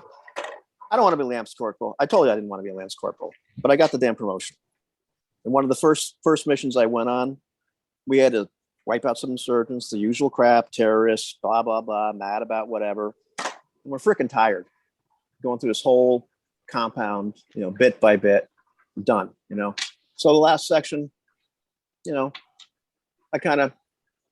overlooked some stuff. And this one guy comes out, crap strapped to him, couldn't have been much older than a kid himself. I lose 5 guys, about 10 civvies. You know why? They screwed up and I didn't take care of the whole job. If we don't wipe these out, we're not taking care of the whole job. I Got agree. more Baxter. deaths on my head. We I signed agree, up for Baxter. this. I know. Part of what's part of signing up is like we might not make it back. I understand that. I agree. We're definitely going to do the mission, but let's cut the one-way trip talk until we get to that point. Okay. We can do that. All right. Marine, focus on the task at hand, or you can trade love stories with Baxter later. Let's go. Kissy, kissy, buddy. I didn't know I'd be joining a knitting club. Let's make it. Hey, listen, the two of us could knit together, but that's it. Maybe we can clap after this is over, but I'm going to need his help. Now, Patch is still pretty edgy. Oh, my pep talk didn't help? The pep talk was demotivating, not motivating. All right, We'll need a command check to resolve his situation, but we're well on the way to alleviating that. Yeah. Okay. So who steps up to Kaminski. be the commander after all this diplomacy? And All right, I'll do it. This is, we can. I'll just say that. Listen, Patch. We gotta keep our head on the ball, or our eye on the ball, or we're not gonna make it out of here. So man up. It's very motivating. So let's see. Focus on the plus- task at hand. Yeah. Hey, that highlight showcases his empathy. Yeah. All right, you got one success on one of the stress dice. So Nice. right. So Patch is off of the panic condition as a result of all of that, right? And the hard wall that is Kaminski behind all that previous hippie love. All right. So someone is moving down the Yeah, we'll go down the walkway, large yeah. carapace. yeah. Okay. Yeah, Call Sarge. I already broke the laws of dungeoneering enough by coming down first. So we're gonna explore this damn room. Damn it. Yep, absolutely. I'm going with him because if it wakes up, if it is alive. Yeah, we're all going with him. But I think Kaminski's on point, right? And maybe I'll hand the motion tracker to Patch before I draw the flamethrower. In the readout of the smart gun, this carapace does not register. It is the same ambient temperature as the room. The smart gun picks out movement, and it picks out insignia, it picks out temperature variations and things like that in order to identify targets, and then uses other technology to identify friend versus foe.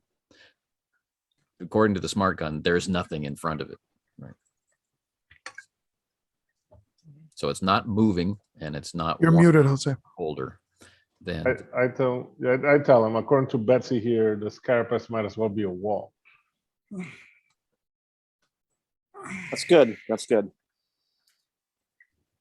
Nevertheless, why don't you let Betty introduce herself?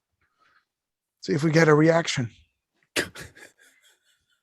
Well, my plan was to go further down to see if there's a face to this. Okay. Or something. Okay. Yeah. Oh yeah. Because that shell looks hard, so if there's a softer spot, we could shoot at it. Don't want to waste the bullets either. If the dad, we got to kill the eggs. And so as you get closer, it does start to resolve into detail. Multiple limbs. It has curled itself up into a ball into the protection of this monstrous headpiece.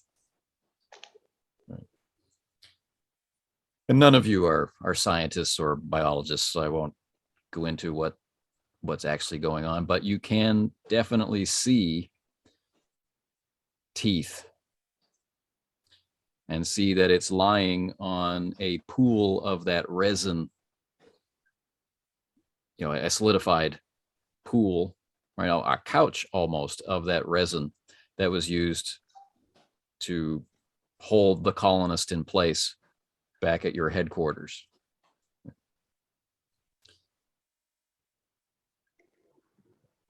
Okay. And do we see any wounds on the thing? It does not appear to be wounded. It seems pristine and shiny, just immobile, almost cocooned. But we can hear it. There is, at times, a rasping, gurgling sound from this end of the room. And this giant, enormous creature is filling the entire end of this room. That thing hibernating like a bear? Off to the side, there's the ruins, the desiccated ruins of an egg sac or some other kind of an ovipositor of some kind of extension from the rear of this creature, which is no longer attached. Maybe. Well, we're gonna know if it wakes up. Oh. I think we should try to get out of here without waking this thing up. You said it's about 30 feet long. Did I? From the front of its flat face to the end of its kind of decorative headdress or shell, that's 30 feet. The end of the headdress. Yeah. Okay. And it has massive rear legs and multiple forward legs, so it probably stands on two legs. The long, it's hard to say how long, whip-like tail that's curled up with it. It's immense. It's ship size. Okay, and it's all covered in this chitin-like substance. Yep. I don't think if this thing is alive, I don't think we have any weapons that can harm it. Give me a grenade, Sarge. So yeah, so are we gonna leave it for this asshole to find? Yeah, but we'll do our best. Probably trying to get grenades is probably the way to go. Well, That's yeah, but how many refills do you got on your flamer there, Bodie? It's got 2 spare tanks. Give me one of them. So if Yeah, this is the chicken that lays those eggs, I think we gotta take it down too. Yeah, come on, give me one of those. Give me one of those refills. This is something they don't teach you in regular camps. Right. So I'm taping one of the refills to the grenade. Oh, nice. I like it. This is the part where we start running really fast. So you guys probably want to get a head start. You First, want me? we're Hey, I thought we were going to get an egg, Sarge.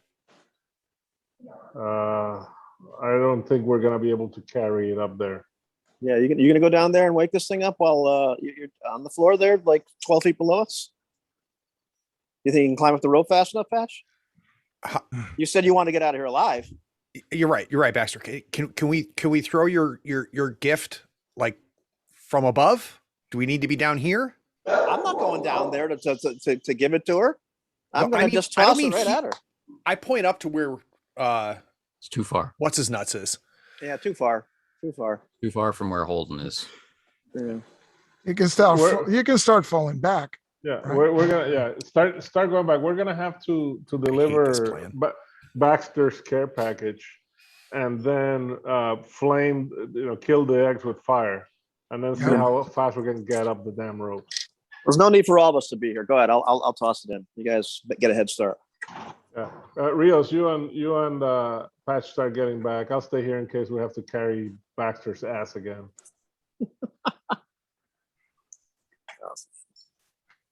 Okay.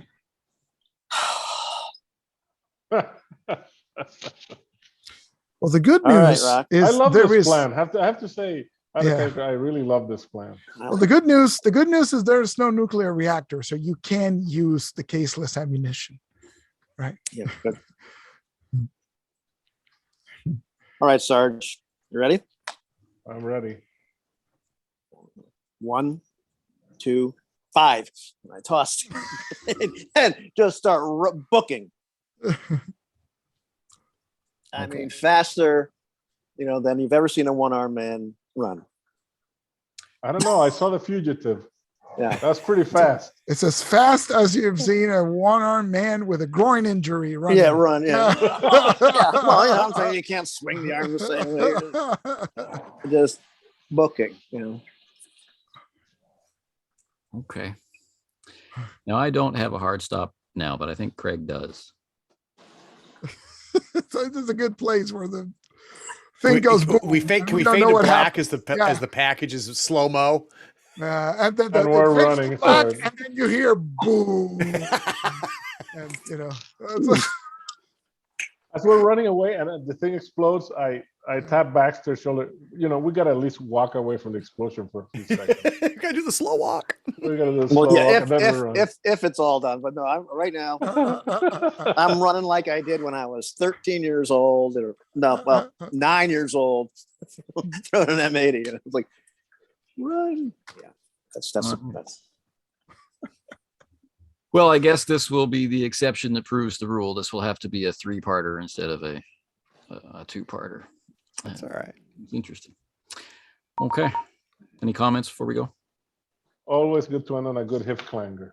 The explosion at the beginning altered the plan, right? Because Yep. my original plan was to fake a fight with Kaminski and renegotiate, right? We don't want the money, we just want a right of world. We'll work for you for cheaper, right? Just get us out of here, we'll get you the damn eggs. But since we're all beat up, this is a good excuse, right? We can call him and we're beat up, any ideas of resisting are gone, right?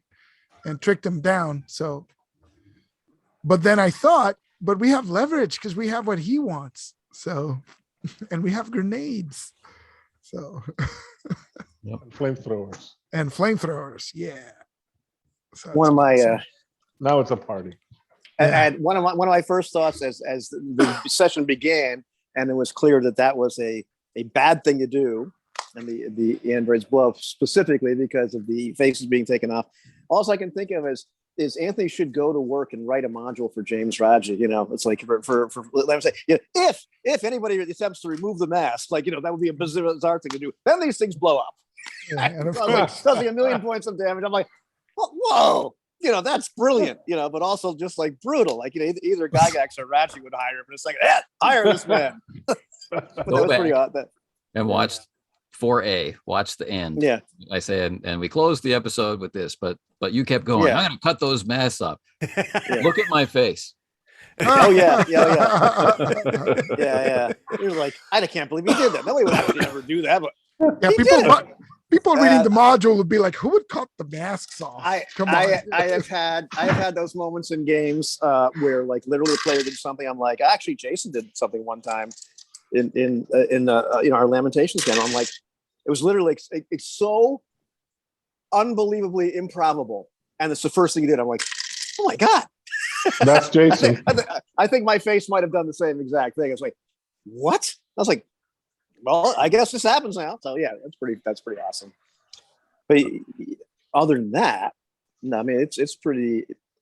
I can see myself writing that shit now and just see, you know, it's the enormity of what we had before us. Is like, you got to be kidding me. Not just the size of the creature, but just the amount of eggs and everything else, and makes you feel very small. I like that as we go away from the chain of command, right? And like Ivan just said, the enormity. Kaminski kind of like shows that he's been thinking like Baxter all along. It's just that he has to follow orders, right? I played with it a little bit. You know, I wanted it to be familiar from the film, right? But also things aren't exactly where you thought they might be. Did that work out? Oh yeah. Well, when you said 30 feet for the head, I was like, holy shit. But it makes sense because it comes bigger from host. What they call it, the jockey, I think is the official term. And the The jockey is like 3, 4, 5 times bigger than a human. So it makes sense that the alien queen would be a couple of sizes bigger. For me, it worked perfectly because I only saw this movie once so long ago that for any details.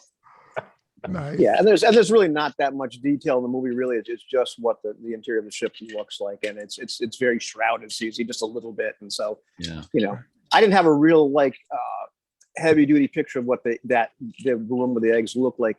Mostly, just that it was massive. Yeah, you know, and massive and mist, and so you kind of stretches out to where you really can't see the end, and so you're just, you know, and I had that same kind of impression there, but like. Yeah, the whole thing just makes you feel really small. Just the size of the ship, and then the enormity of the task before us, the enormity of the creature, and you're just, you know, and especially with the mindset that Baxter has, based upon the event I roll, or like the motivation, or whatever you want, whatever the term is in this game, for that, agenda. You know, just kind of like agenda. Yeah, so it kind of really dovetailed perfectly because that's what I had for his agenda. You know, part of his agenda is like wants to make sure things are completed. Your backstory. Due to past mistakes, and so I was like, yeah, this is kind of. And I'm really liking the critical injury thing. Oh yeah, because it's severely hampering our style, but also it's very interesting, right? Because he could have died in the explosion, or big piece of shrapnel just kills you, but it incapacitates us, or at least makes us work in a different fashion. It's not really crippling us, right? We can't use the arm. We can still fire a gun one-handed, right? So, yeah. So, what I really appreciate about that is that Anthony's not telling us the number, and he starts to describe it, and I'm thinking, oh my God, my arm's going to get cut off. And you're like, oh, Yeah. Okay, it's just okay. it's just a severed artery. Just the artery, yeah. Just but yeah, I like that the description comes first, and you're just kind of like, you know, and then finally, you know, like, and so your arm injury like this is described somewhat similar, but it's a much lower severity, and so you know, I mean, it has the same net effect for the time, but you're not in immediate danger of dying. But you know, I was convinced for a second that my arm was going to get blown right off. You know, so it's, you know, I much prefer a critical win. injuries. Yeah, I like at the end. It's like it's bookkeeping at the end. What the critical injury was in the description of what happened, which I really like. Right. Yeah. Well, that's key with a lot of games, right? Sometimes, you know, the more mechanical a game is, the easier it is to get lost in the fiddling with the numbers, right? Yeah, it becomes a board game, moving the tokens and keep track of the thing. But like the discussion we've had here, like, you know, in this format and privately afterwards, you know, I like this idea of like kind of interpreting, okay, here's the net effect of what that critical injury is. Here's the body part involved. What makes sense in this situation to have the narrative part of that critical injury look like, you know? And I feel the same way, and Anthony does a great job of this with the panic results too, right? Yeah. So it's not just, you know, I'm -2 this, or, you know, everybody had one stress. I like the idea of what does this look like, right? Yeah. Why are you first? Yeah, definitely. I got to scoot, gentlemen. Good seeing everybody. Good playing you with again, man. All right. Cheers. Take care. Oh, sorry about you might die. You know, poor Patch. I might make it out alive.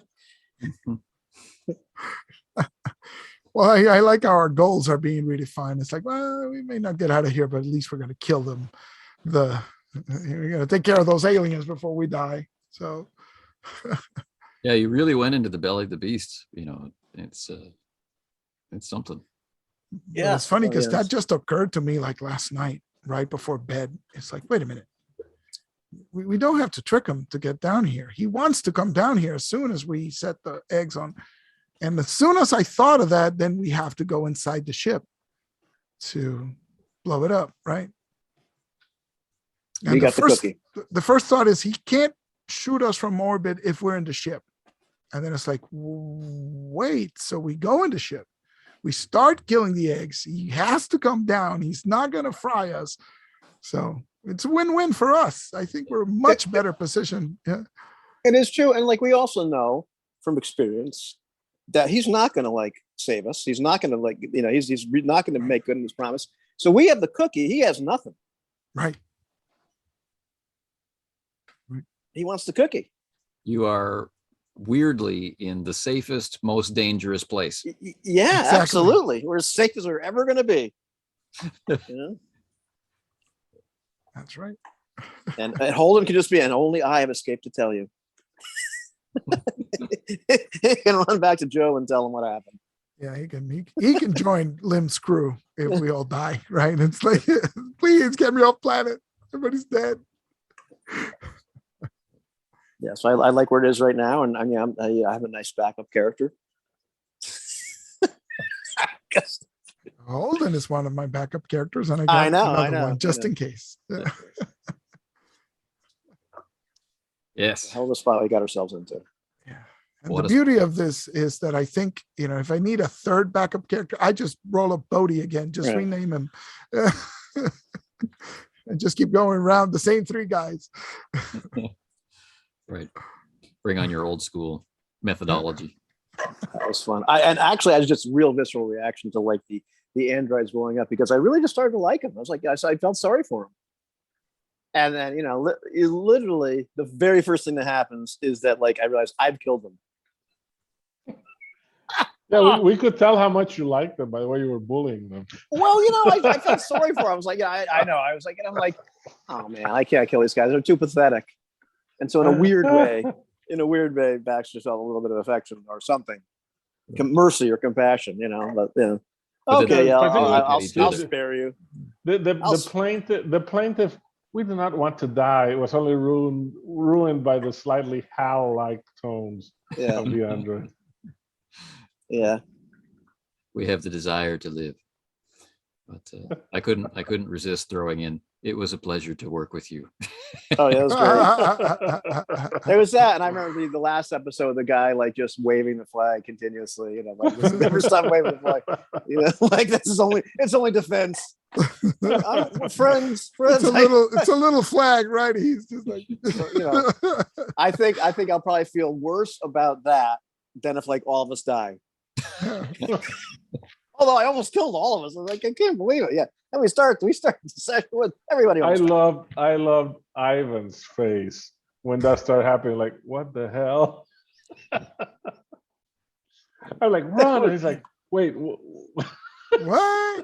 Yeah, that was perfect. And the dice just cooperated because I was clueless too. I was like, wait, why is everybody running? I'm thinking there's no way this guy's gonna the guy wants the eggs. There's no way he's gonna make the end. Right. The first time he said they were beeping, I'm like, what the? And then when he reminded us, it was like the pointed way that Anthony reminded us of the beeping that it was Craig. Craig reminded us of the beeping. I was just gonna okay. Right.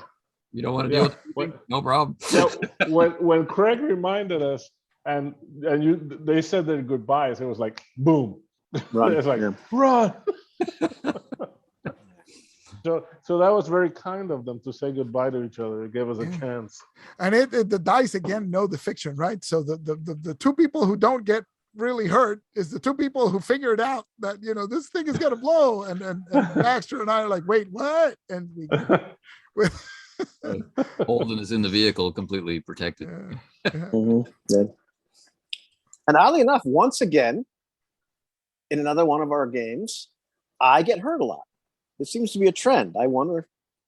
I don't know what you've done to Anthony. Coincidence? No. He's dropped a dead dragon on you. What else has he done to you? In the Sky's No Limit, my character gets hurt a lot. Yeah. And All for One, Philippe, no matter who's running the game, gets hurt a lot. Yeah. I wonder if I'm doing something wrong. Transcends genre and system, right? It's consistently gets hurt. So yeah, Jose is good at tracking, and he's a strong sound type. Eloy's great at the talking, and I get hurt. Never fails. Awesome. I wonder if there's something I do that gets me hurt all the time. Probably can figure that out. As I recall, in The Sky Is No Limit, you leapt off the boat you leapt off the Epiphany rather than go down the ramp or go down the rope. And that was the beginning of the injury cycle. And then you rescued the being in the cycle, spiky poisoned armor. Cycle.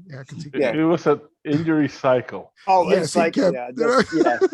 Never got back up. I mean, he was hospitalized for like weeks. And I think I'm still not quite there. But yeah, that's unbelievable. For some reason, I have this image of like the typical Sergio Aragonés Mad Magazine cartoons of Ivan's character on a motorcycle through like rockets flying, crocodiles. That's essentially what happens. Yeah, that's essentially what happens in that game. We put him in the hospital in the town in Brazil, right? It's like okay, he's hospitalized, so let's go do the other thing while he recovers. Right? I had good role play ringing the bell. Can I please have another? Get another persona play. Somebody change my bandage. Assassinated there. Yeah, it's true. It's true. Almost assassinated. In the hospital as he's recovering, is almost assassinated again. Yeah. So I'm excellent. I'm excellent. At handling injury. That's not like it mirrors real life. But the personal experience. Jeez. No, but even so, it definitely makes the situation that much more real too. So bloody. Yeah.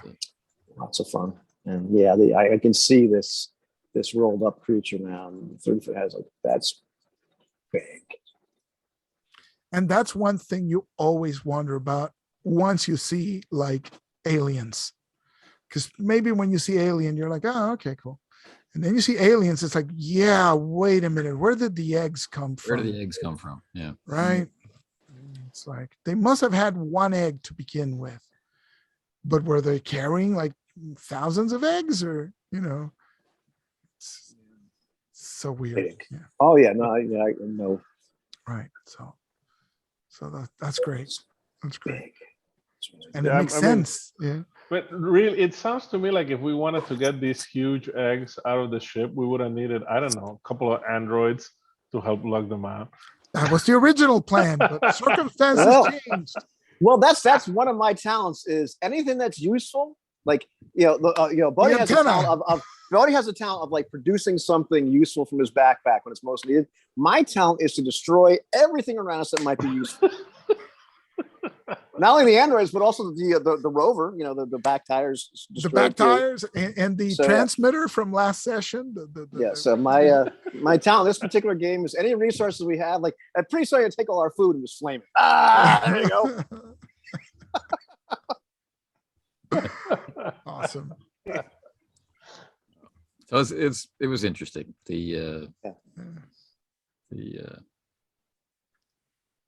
Is this I at all how you love- envisioned it, Anthony, or what? Um, Because I know you don't plan, but your mind can't help but wonder, right? I didn't think it would take this long. Like I didn't really envision that this would be a 3-part thing. And I knew going in today that the androids are going to beep. But someone could have a extraordinary roll or something and they don't explode or whatever. But then it's, well, we got to deal with Lim. So do you have a conversation with Lim or do you not? Is it a long and detailed negotiation with Lim or not? You guys like to hang up on Lim. So, that put you on your own. And then with the dice contributing moments of panic and what kind of injury you got from the explosion and how you approached investigating the ship that used our playtime. And I was just hanging on every second of it. And that was another interesting point you just brought up, because it was like the psychotic link with Jose. I go like this, and he figures out exactly why you go like this. Is don't reveal too much until we get our hands on an egg, and then so it was great. It was like the thing is that Kaminski figured out that his best way to deal with Lim is just to be himself, or at least the way people perceive him. Right. It's like, we're busy, we're working here, so not give him a chance to use his superior intellect and education. That's right. But not just one thing that I'm having fun with, just a little insight, right? Yes, Lim has demonstrated he does have this pretty engaged strategic intellect. But he's up there on the Montebello.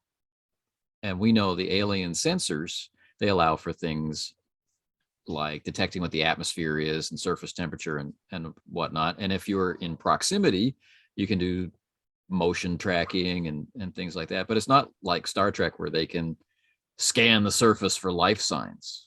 That's not a part of what is active. Even in the Hadley's Hope colony, the colonists were outfitted with trackers. Right. Mm-hmm. Right. And, so to enable that sort of thing. So that was either cutting edge technology or it was kind of cheaper technology, but it was a technology that needed to be explained to the Marines. And it took a while for them to locate. There was the interference from the whole metal structure, right? But it took them a while to locate it. So it's not like, boom, there they are, let's go, right? They had to scan each there is, zone. yeah. And then once they scanned that zone, they found all the colonists rather than, this automatically processing where is everybody. So that means he's deprived, except by this radio link, from information about what it is that you're doing, which must drive a little bit crazy. And I'm kind of glad that we're pissing him off. If it's just, I'm sorry if it's pissing off Anthony, but we're having fun pissing off Lim. The thing is, obviously, I can't speak for Lim, but usually a guy like that, there's so much gold, our lives are in danger. it's unlikely for him to visualize somebody with Baxter's attitude. It's like, this is dangerous shit. This is more important than our lives. Right. So that's an ace in the hole, because it's something that he would never do. It's just the kind of thing like you would never start the Holocaust, right? You can't picture it. But to him, it's that kind of thing. It's like, right. It's like, you got to get out of this alive, right? It doesn't really matter what happens as long as I get out alive. That's how he right. thinks. And we're like, you nope. What do I have to get out alive for? I've got a mortgage. I've got alimony. How many ex-wives for Baxter? Have you decided? No, I think it's 3. I think That's it's it. 3. 3 is a good, nice number. Yeah. 4 depending on, And who you if he believe. makes that out alive. Makes it out alive. Yeah.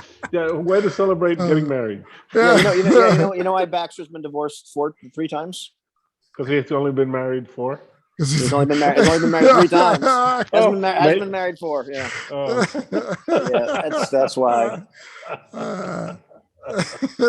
But no, it doesn't tick me off how abusive you guys are to Lim. I mean, that's the joy of creating an NPC that is interacted with. Right. It's just fun hanging up on him. He's like, well, it's like, no, we're out. What is happening down there, Bub? Wouldn't you like to know? Back and the thing is that that's one thing that he gets, right? Like it's when you're dealing in that sort of, he gets, it's like, these guys realize I'm smarter than they are. So it might piss him off, but he also, it probably plays to his ego. Right. So it's what you'd expect. It's like, they know they can't handle, they can't outsmart me. So outsmart me. So they're not even engaging. Yeah. So that gives him a hope that when we have to engage him, or so he thinks, he'll be able to. Yeah. Yeah. So it's fun. It's sort of, I guess it's sort of a show of weakness, or one of our weaknesses on our part, which it is in a way, right? We know we can't beat him in a duel of wits. Right. Came unarmed. As we came unarmed. And getting less armed with each encounter. Yeah. Oh, that's awesome. Yeah, that's just great. That's just great. I tell you, making that climb with one arm is like, I can visualize that. We're at Jaws levels of I'll drink to your arm. I'll drink to your arm. Yeah. It really is a moment of real tension to pick the 2 dice. And I say to myself, yellow first, and I roll on the D66 table. Yeah. Like a couple of times, if you reverse the number, right? Yeah. And the other color. This is death. Yeah. You can kill the guy outright. So it's interesting. And that's why we have the sort of nebulous. How many Marines are there? Well, yeah, a couple of Marines. Has to be a little nebulous. Yeah. So the remainder of your squad was on the Montebello. Right. You guys were the boarding team. The rest of your unit is on the Montebello, but the Montebello is in the control of Lim. So what does that mean? What does that mean? They're either dead, pinned down fighting, or taken prisoner. Those are and that could be like an interesting twist, right? If there's a TPK on the surface, it just if when there is a TPK on the surface, we can shift to like the squad on the Montebello and maybe attack the problem from a different angle. I don't know. It's possibilities. It's just possibilities. Mm-hmm.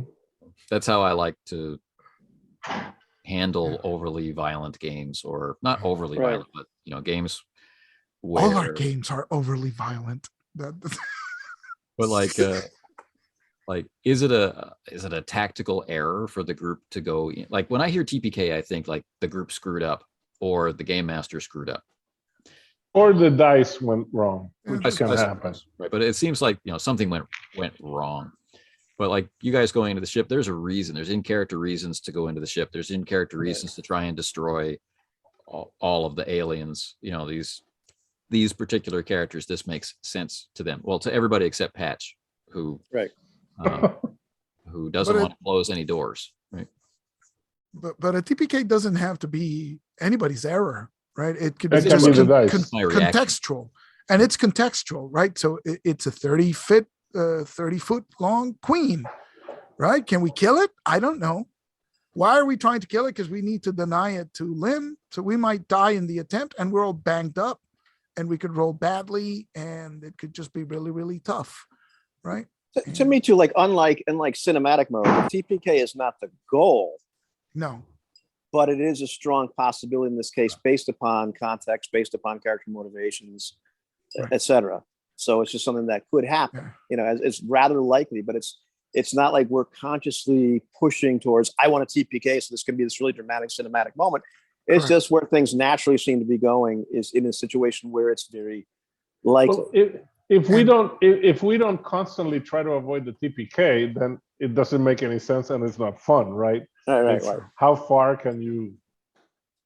But it's also a function of, you know, the type of play that it is. If it were a narrative play where we're trying to tell a story, right, then it sort of falls on the game master's shoulder to make it balanced so that the story can progress and doesn't come to There's a way out.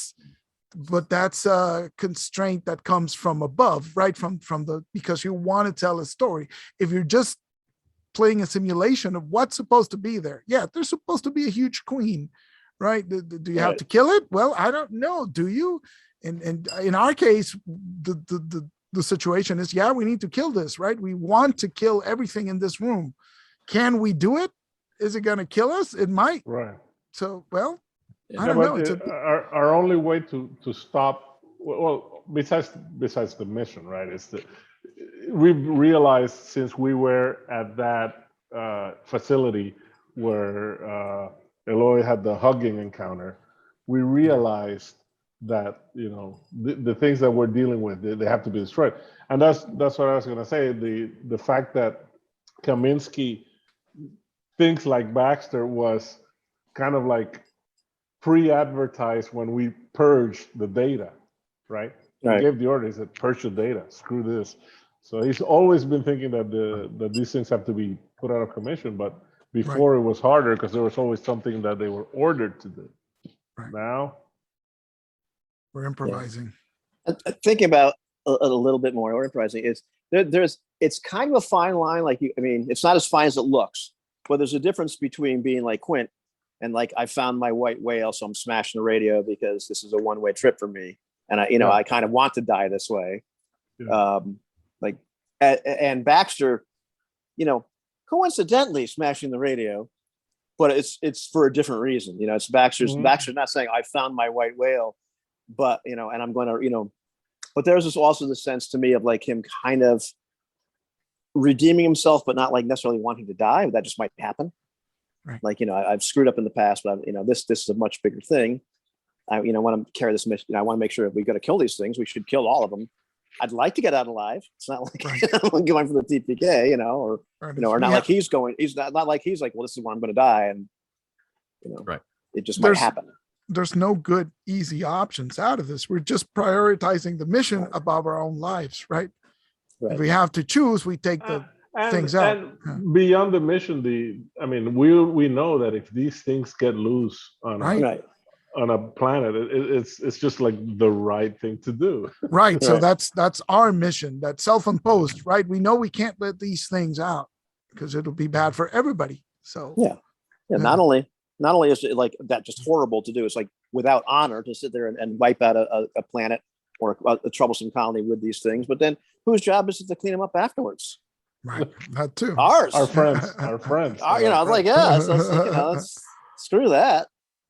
And it starts to make more sense, I think, why Weyland-Yutani has set up this thing this way. Like, I think some people look at it and say, well, why doesn't Weyland just send in a team and go get their own samples?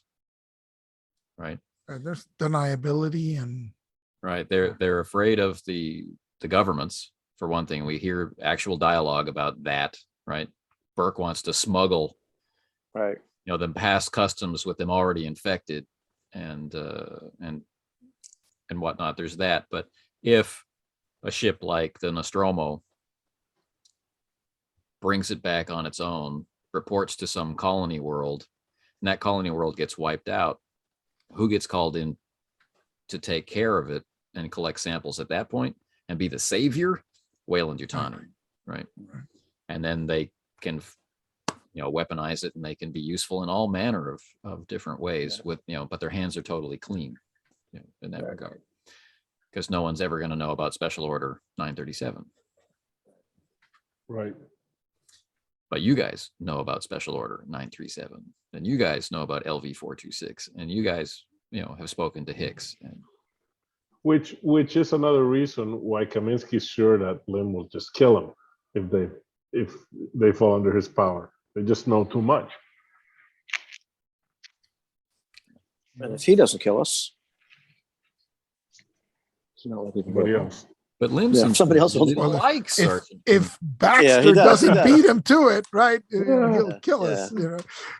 Well, I mean, yeah, but Lim looks like a reasonable businessman, right? It's like I like him, but hey, business this is business. Yeah. All right. It does seem like Kaminski in a strange sort of way. I wonder what that's all He's- about. He's amused. Mm. Well, there's all the really interesting stuff that you've dropped about the officers. That's really interesting. So hopefully, if we survive, we can learn more about those guys. Maybe. If you survive, it's all in your If we hands, survive. and it's up to the dice. Exciting. What's the highest stress that we've gotten to? 4, 5? 5 at least.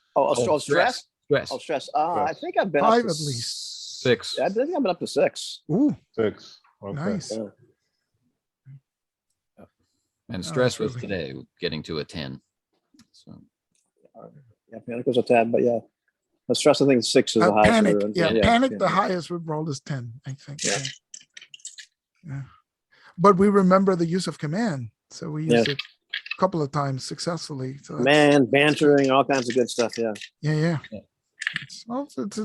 It's facility with the rules, right? We're getting more fluent, so it's like no, can't let that happen. We need to bring it down. And we used to use napper leave, and now we're like, wait, let's handle the panic first, right? Then we can lower the stress with something else. But banter was good enough. It was low enough to where 2 points was really significant, right? Because 1 point of stress is not so bad.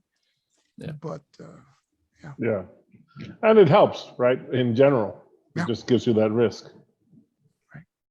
So, so All right, kids, I'm going to go do some other stuff, but that was a blast. Just what I needed. So a couple of Right. blasts. Yeah, that was a couple of blasts. Yeah. One at the beginning. One at the well, end. really, Yeah. it was a blast, and we're about. It's the second one starts with a blast as well. Yeah. That's a great cliffhanger. I know it wasn't designed. That's a great cliffhanger to be like, and the curtain goes down. It's like, But that's you hear like the a- boom. I think you that's- hear the boom, right? It goes that's black a- and just, boom. just flying. that's a through the season. Yeah. That's a season 1 closer. air. Yeah. That's They true. did what? Yeah. Okay, well, yeah, you have to wait 3 months for to find out what happened. All right, guys. Hopefully, I All can right. soon. Have Yeah. a great day, Take care. and I hope you got some tater tots with your hot dogs. Yeah. Full on French fries. That's right. Go Bye. all the way. That's it. Take Bye. care. Bye bye.